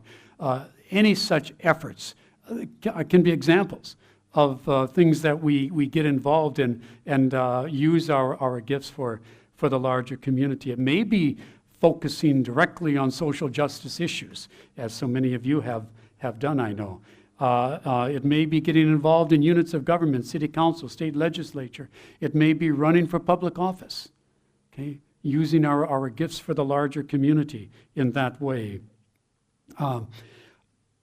It may be simply trying to improve our own workplace environment. There are just so many ways that we can put our gifts that God has given us, that we have developed, to the benefit of others in the community and of the larger community. And it must not limit our range of actions, and we should be willing to change as we discover different things. Change is should not be out of the picture. As happened in a parish where a parishioner called and said he wanted to talk to the head hog at the trough. And this was a rural parish. And the secretary receptionist paused and she said, "You want to talk to who or what?" And he said, "I want to talk to the head hog at the trough." And she said, "Well, sir, if you want to talk to our pastor, you're going to have to speak more respectfully." And he said, "Oh, well, I was just calling because I wanted to make a donation of $5,000 to the parish." And she said, "Oh, wait a minute, Porky just walked in."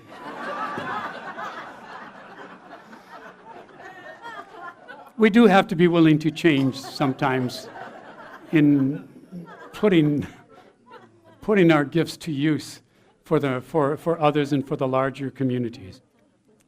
But the opportunities are here for us that were not present in the early Christian community.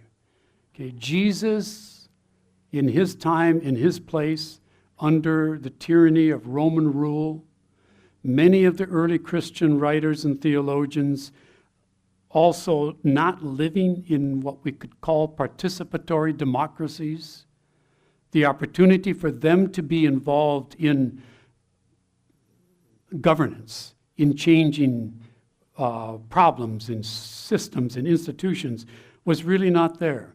And so in most of their writings, including the scriptures, the examples of how we should work for the benefit of others tend to take the character of being rather direct service oriented. Feed the hungry, give drink to the thirsty, visit the imprisoned, care for the sick, welcome the stranger. All right? Same with the early Christian writers. But we don't live in that world. We are in a position to do much more and to let our gifts be used for more than addressing the immediate needs that people may have, though that should be done too. I think of this also in teaching, that the class that I teach regularly in the School of Theology, Christian Social Ethics, and it deals, a major part of that is reading the Catholic social encyclicals and talking about how they call us to be involved in bringing about more just living conditions for people, changing political, economic, social, cultural systems and structures in our society and that. And every so often, will have a student in the class from China. And inevitably, that student will at some point come up to me and say, "I love what these documents are about. I love what we're talking about in class. But," he said, "I have to tell you, I can't go back to China and do this. We're just not," these are especially priests or seminarians or sisters that come from China.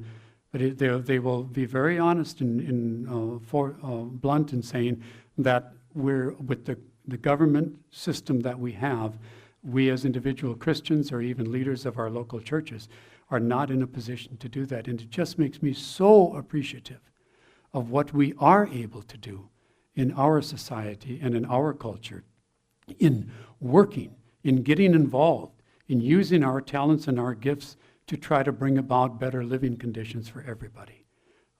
That realizing that not everybody is in a position to live out that dimension of our Christian faith that I think is so enriching, so life-giving, and so challenging.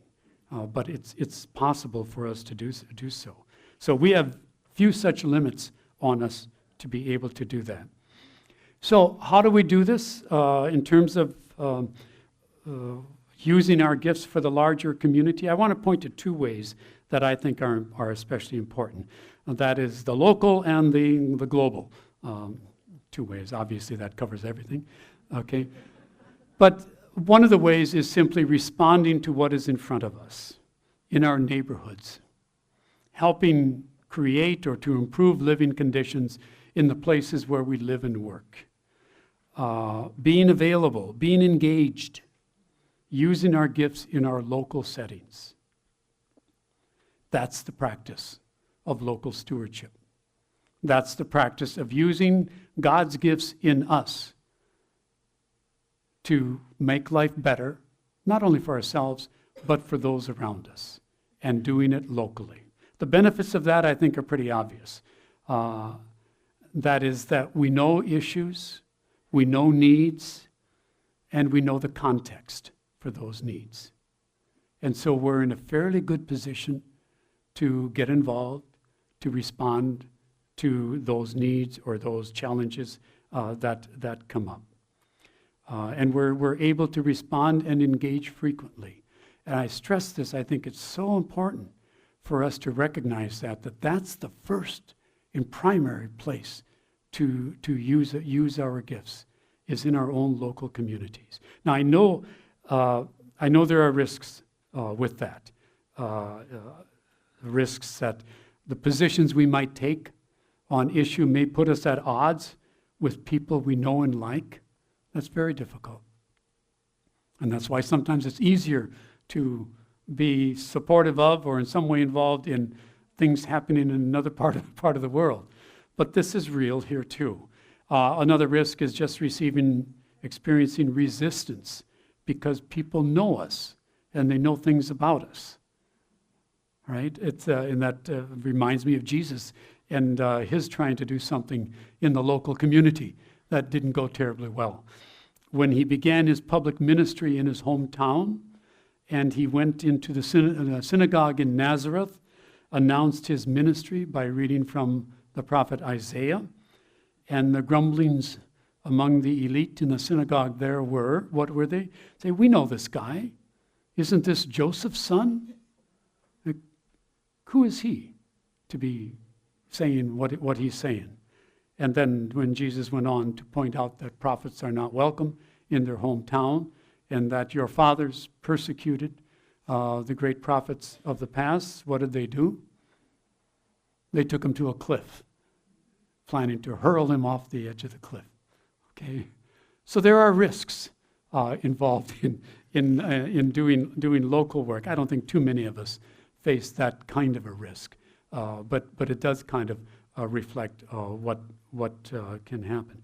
But I think that using our talents in our local communities can be a wonderful way to witness to the nearness of the reign of God that Jesus proclaimed and announced.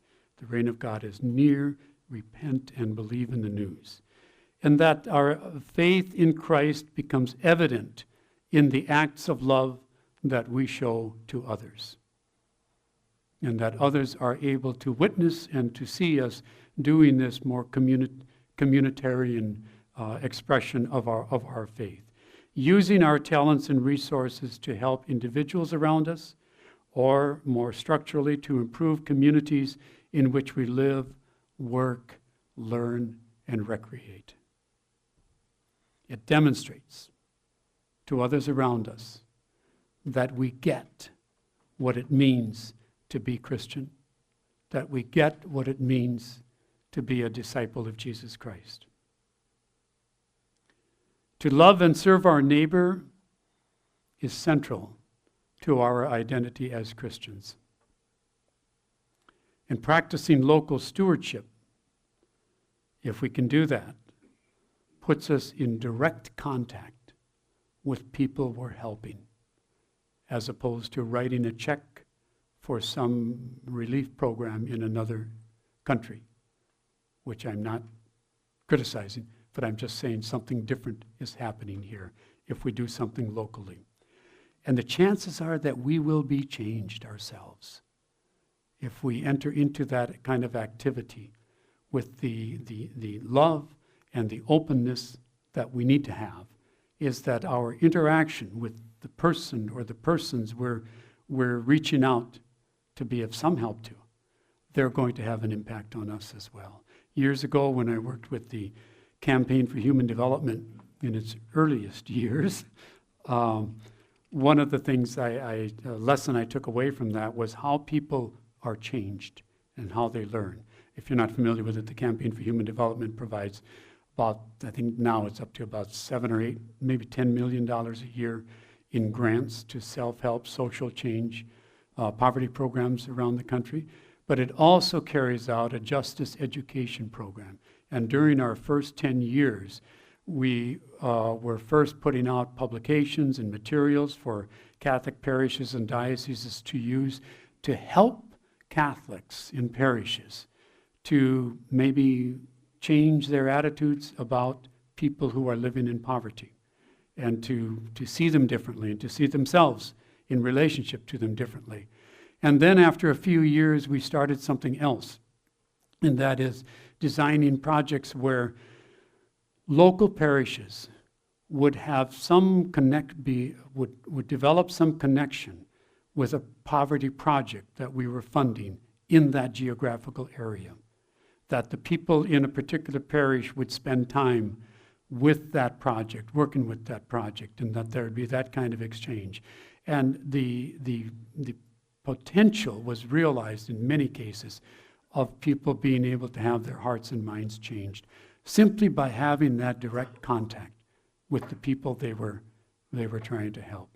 So much more effective than anything I or anybody else could write or speak. The power of having any of us be with communities, people who are in some kind of need, or I think of in St. Cloud now, who spoke of earlier, with some of the issues of racism, that probably there's no better way to help overcome that than to have people be connecting. Okay? And that's something we can be involved in. That's another way to use our gifts here in the local community. And remember that, I think we know this very well, but I tend to repeat it whenever I have an opportunity, and that is that faithful church going is no substitute for an act of charity, for using our gifts as God expects us to use them. Our previous Pope, Benedict XVI, in his encyclical, God is Love, made this point in a couple of ways. When he said first, quote, "The church cannot neglect the service of charity any more than she can neglect the sacraments or the word," unquote. And we are that church. We have to be about all of it. Okay? And our celebration of, our participation in the celebration of the sacraments and the word, especially the Eucharist, must lead us to that kind of service out in the community in one form or another. He also says in the same encyclical, God is Love, quote, "A Eucharist that does not pass over into the concrete practice of love is intrinsically fragmented," unquote. Okay. Using our gifts locally, but also using them beyond our neighborhoods. In Catholic social teaching, we have find the principle of solidarity, which is very strong claim that we are all one human family, and we are all ultimately responsible for one another, both here in our neighborhoods and on the other side of the ocean. We have responsibilities for that.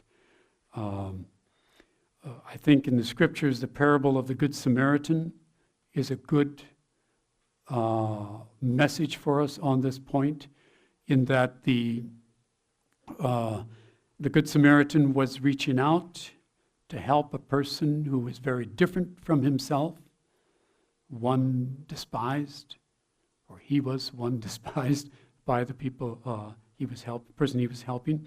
But I also think it speaks to the urgency of reaching out and helping in very practical ways. In that we think of what the Good Samaritan did.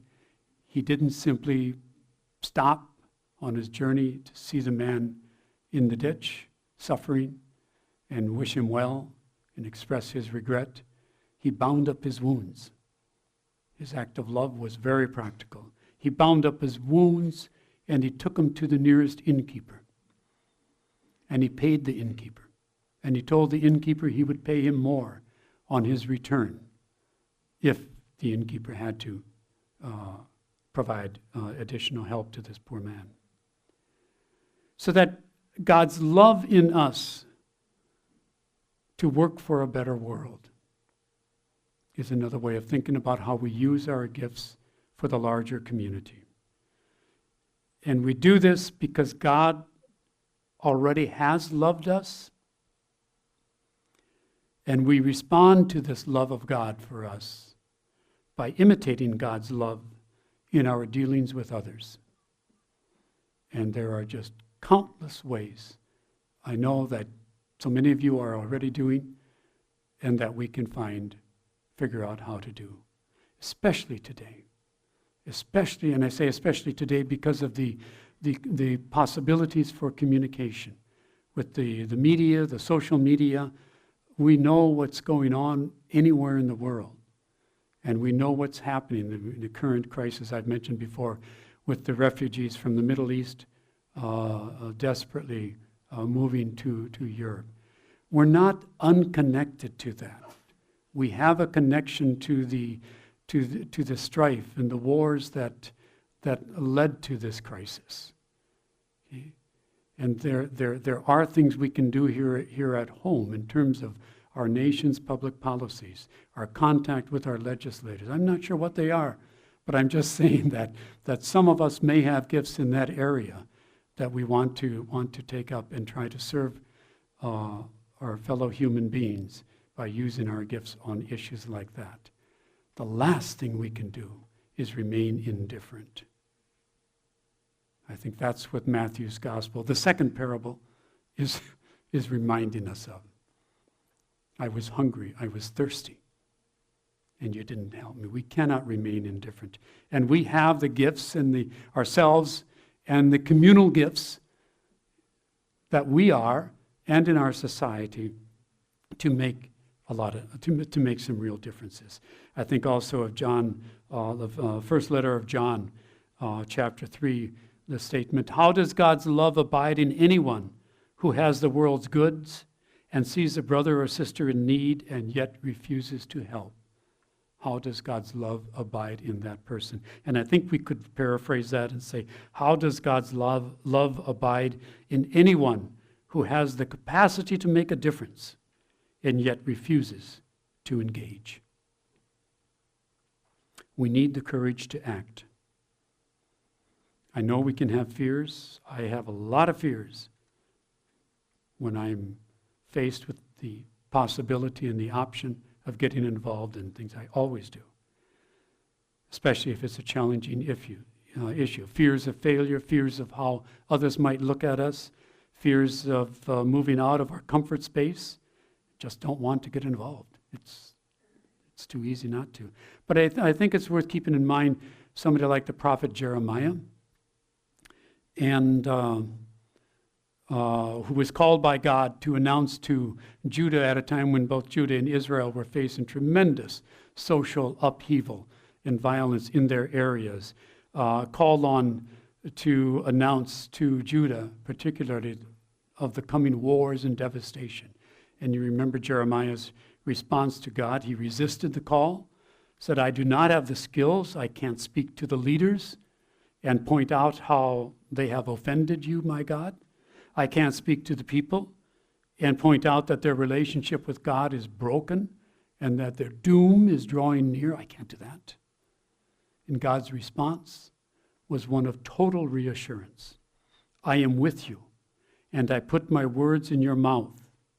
I have created you for this task. And the quote on your outline, before I formed you in the womb, I knew you. And before you were born, I consecrated you. I appointed you a prophet to the nations. Beautiful statement, and one we should keep in mind anytime we have fears or hesitations. Now, I realize most of us are not going to be appointed to be prophets to the nations in the sense that Jeremiah was, although in some other senses I think we might be. Okay? But each of us is called to be a particular person, to do something unique with our lives, and to do this throughout our entire lives.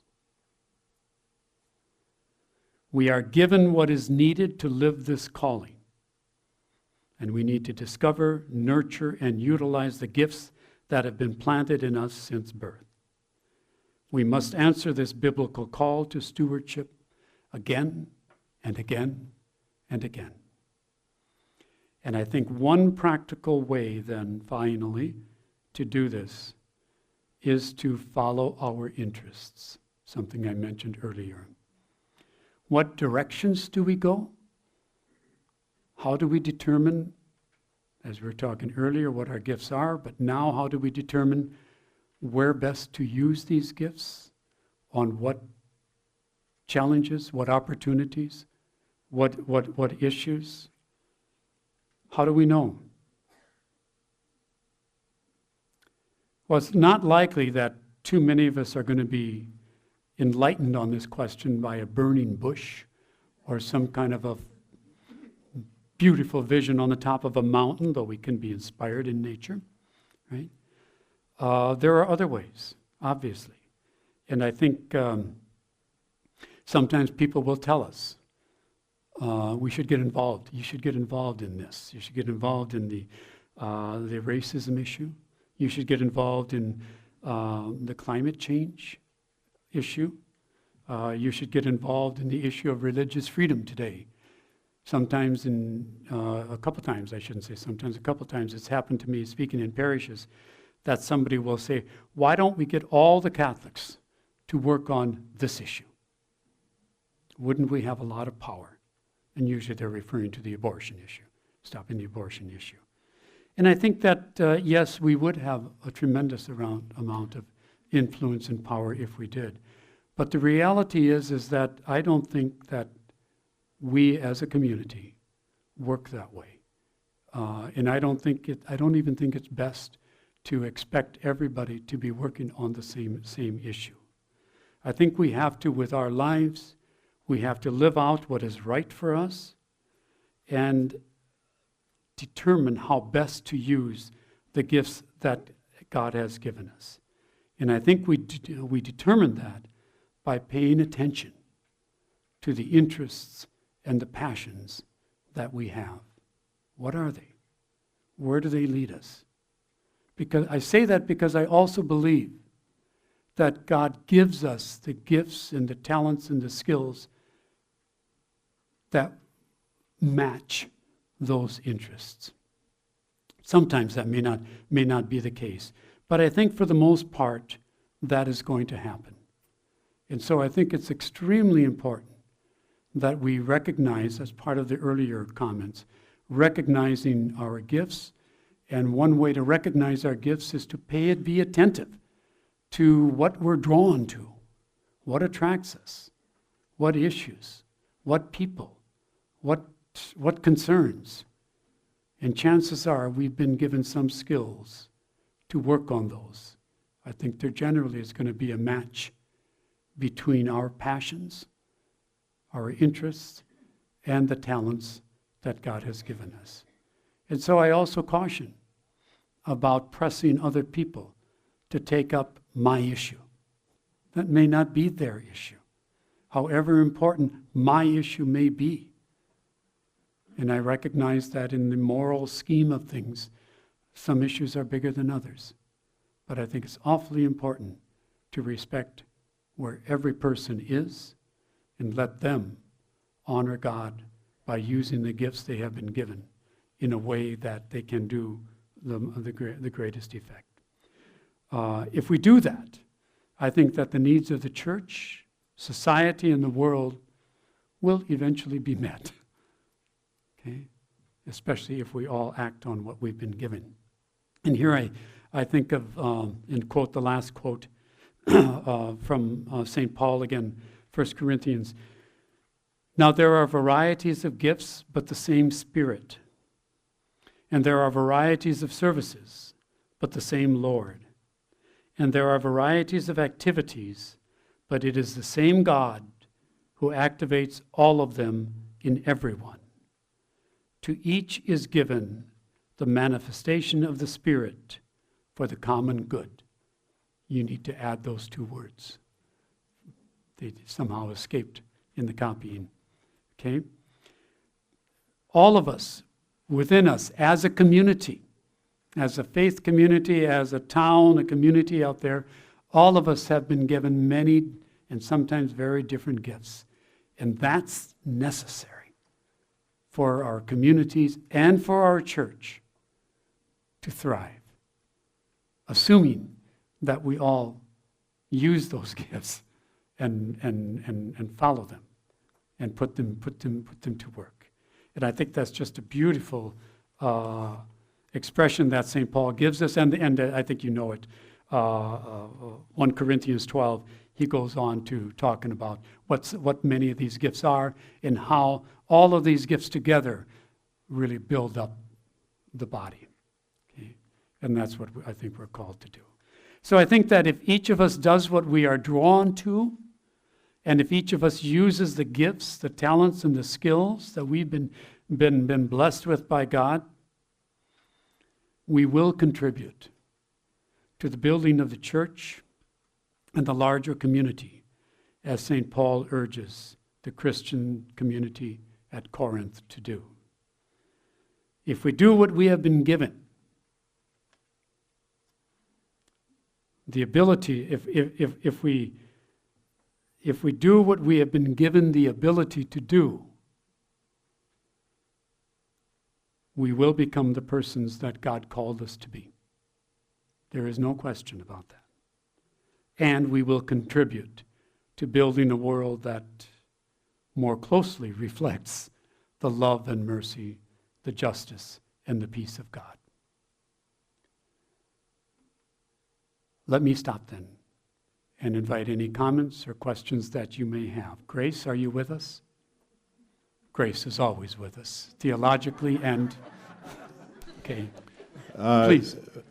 Dr. Evans, do you believe that we as Catholics, and most of us I think are, in our communities, our faith communities, are given an actual opportunity as lay Catholics to share our gifts and are called upon to help, to act in our churches in a proactive way?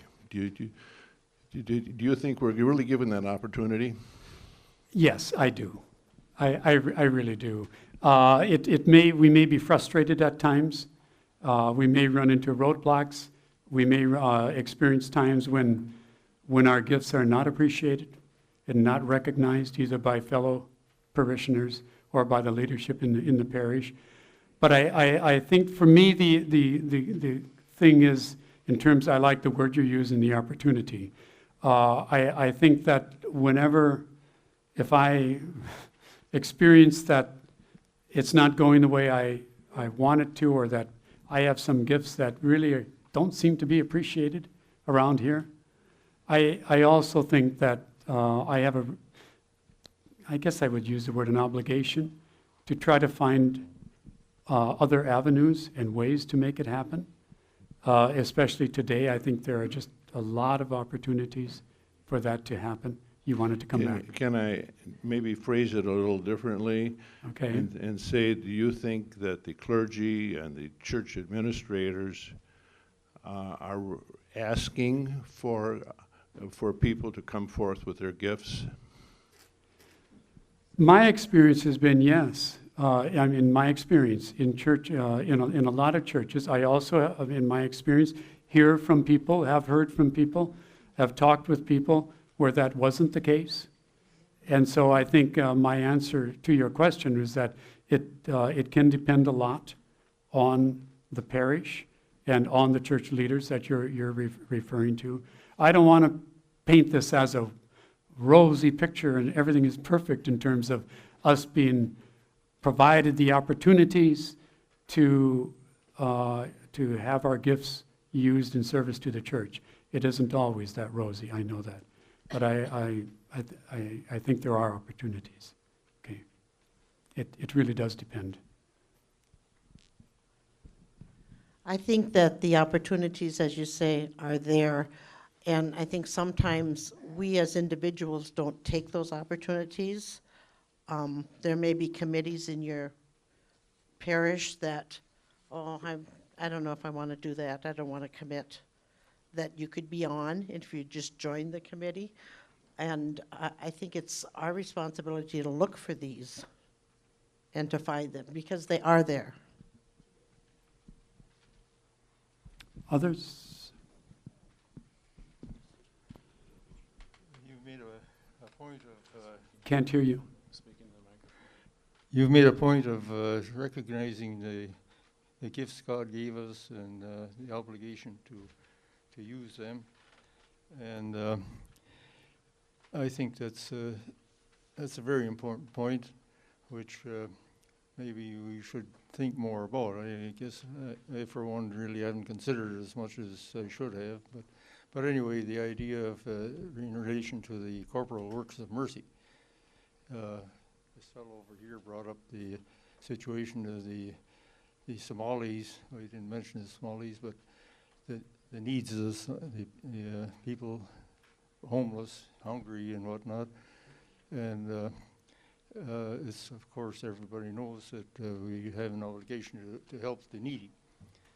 But it's a great thing and maybe neglected in many instances. But there's a big point of controversy now regarding the illegal immigrants coming in. And that's another matter. I don't know, some of these may be really destitute and needy and should be given our consideration, but they're a separate category from the refugees from these areas that like the Middle East and wherever. But anyway, I sometimes wondered really what is the proper way to think regarding the illegal immigrants. Okay. Well, you know, I like what our church leadership is saying about the illegal immigrants that you're referring to, in that as churches we need to be welcoming to them. We need to try to understand why they're coming. Most often they're coming to try to have a better life. They're coming for economic reasons. I'm talking about illegal, the immigrants, not refugees here. But also, I think in terms of the context of what we're talking about here today, the strong urging by our church leadership that we be welcoming and hospitable to immigrants, regardless of the legal status under which they're coming. That's a very complex issue, and it's more than we can go into today in terms of how some of them are coming and what they're doing for our economy and how dependent our economy is increasingly becoming upon immigrants, including undocumented immigrants. But I think as a faith community, one of the things that we can be doing and must be doing is being welcoming. The bishops have made it very clear that the parishes are to serve immigrants regardless of whether they are here legally or not.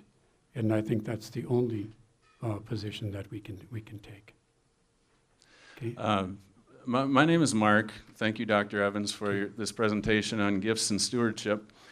And under the title of Full Disclosure, I'm a Lutheran pastor, an ELCA Lutheran pastor. Welcome. I serve Peace Lutheran in Cold Spring, and I cherish these Friday mornings that come around every 2 months. And I have two comments on a practical level as a leader of a congregation and seeking to call forth gifts and to have people participate in the kingdom of God. I think too often we pigeonhole people, like let's get the attorney to work on the Constitution and let's get the plumber to do the plumbing at church. And here we are at a liberal arts institution, and I check myself when I'm pigeonholing people. And you know, I think that we as congregations need to be teams and comfort the afflicted and to afflict the comfortable. To get people, it's a laboratory. Let's get people to do something different. That can be renewing and refreshing. And on this note as well, on this theme, David Brooks, the New York Times columnist, has written a book called The Road to Character. And every once in a while, there's a term in society that's overused. And I think one of those terms is, what's your passion? Passion. And those terms sometimes become pet peeves for me. And David Brooks has commented, you know, here we are as colleges and universities, and we're pushing this question, what's your passion? You've got to find your passion. And I appreciate your use of interest. And David Brooks says, what 18-year-old truly knows their passion? and he says, we've got to have a balance and a corrective here. Let's look at what are the issues and the pressing problems and concerns of our environment, and just what captivates you along those lines. Just jump in and try it and do it. Then it's under that whole theme of practice-seeking faith and faith-seeking practice. So. Thank you. I appreciate that. That's very good. I just, for me, it's important to, it's not important to me what word we're using as much as that we're attentive to this throughout our lives and paying attention to what interests us, what we respond to, and work on that, okay? Great, thanks. I just want to go a little bit beyond that, back to right off of what you said, but back to the question of, does our church give us an opportunity to do something? And I come from Sacred Heart Parish in Sauk Rapids, and I'm their mission and ministry coordinator, and I always tell people that means I get people to do stuff. I ask a lot of, will you do this? Can you do that? And I have a couple assessments that I'd like people to use, and sometimes we don't get to that part because I just have a specific need that I'm trying to fill. And from my perspective, I hear no a lot. And there's very practical reasons for the no, and I understand the limitations. It's part of good stewardship to not overextend ourselves as well. But sometimes I hear no, like, I've already used up all my talents, or I don't have any talents, so how could I possibly do that because God didn't gift me with any of them.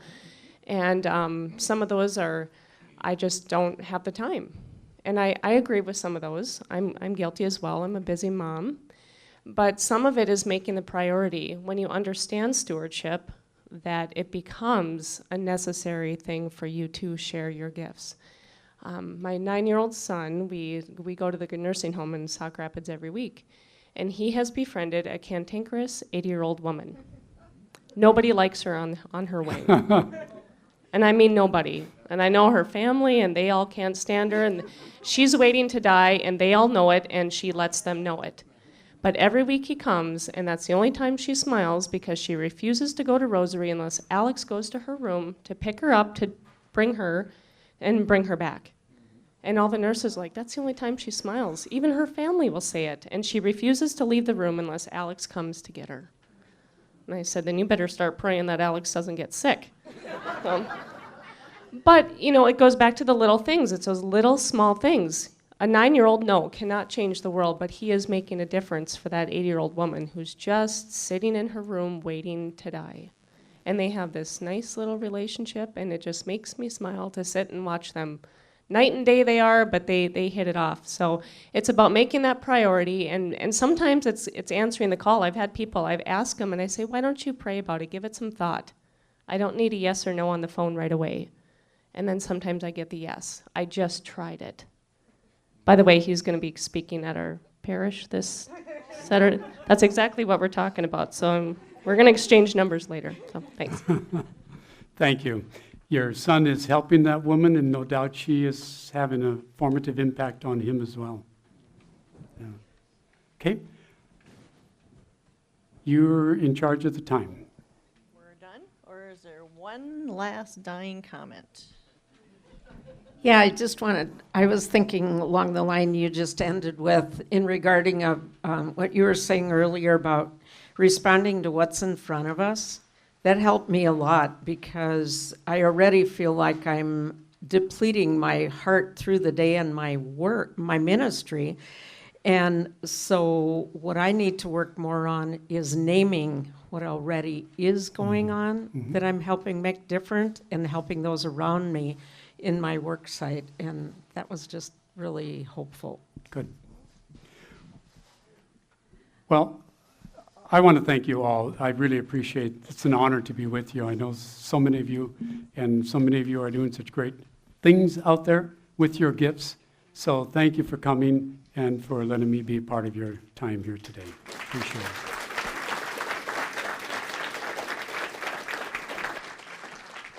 Thank you, Bernie. You've given us all a lot to meditate on and think about. Now, I know the majority of you are very well familiar with the School of Theology and Seminary. However, I do know that, and I'm mindful of those of you that are new in the audience. So our mission here at the School of Theology and Seminary is pretty simple: to train and equip the future leaders, empowering them in good, solid theology so that we are empowering them to share the good news. And as we begin this new academic year, we are excited to welcome 137 students studying Theology Day here with us, or theology with us. Now, not all 137 are full-time students. It's a mixture of part-time and full-time students. We have a nice mix of laity, religious, the seminarians, diaconate candidates. It makes for a very vibrant and diverse study community, and they really enjoy that. We also have 5 countries represented besides the United States. We have South Vietnam, China, Mexico, South Korea, and even Canada. So these people are very grateful. So I take this opportunity right now on behalf of the students and the faculty and staff here to thank you for your support. Truly, we could not do what we do without you. We wouldn't have faculty.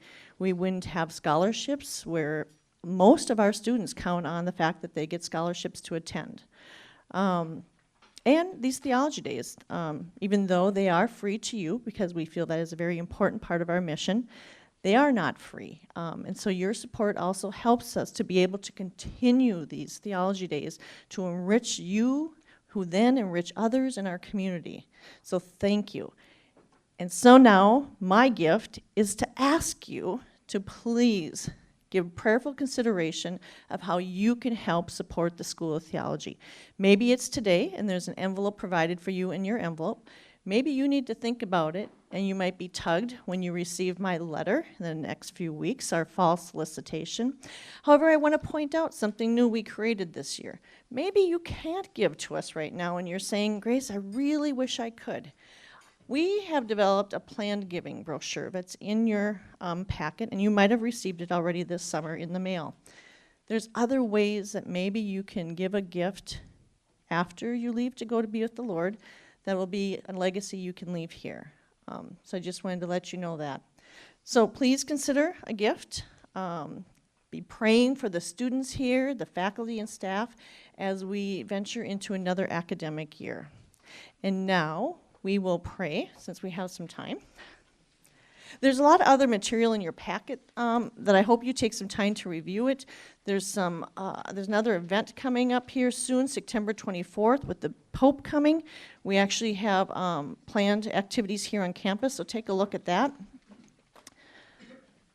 Okay, so if you can all take out your prayer, and we're all going to be participants. So, men, you are going to start us. So as soon as you have it out and someone is brave enough to lead us, let us begin.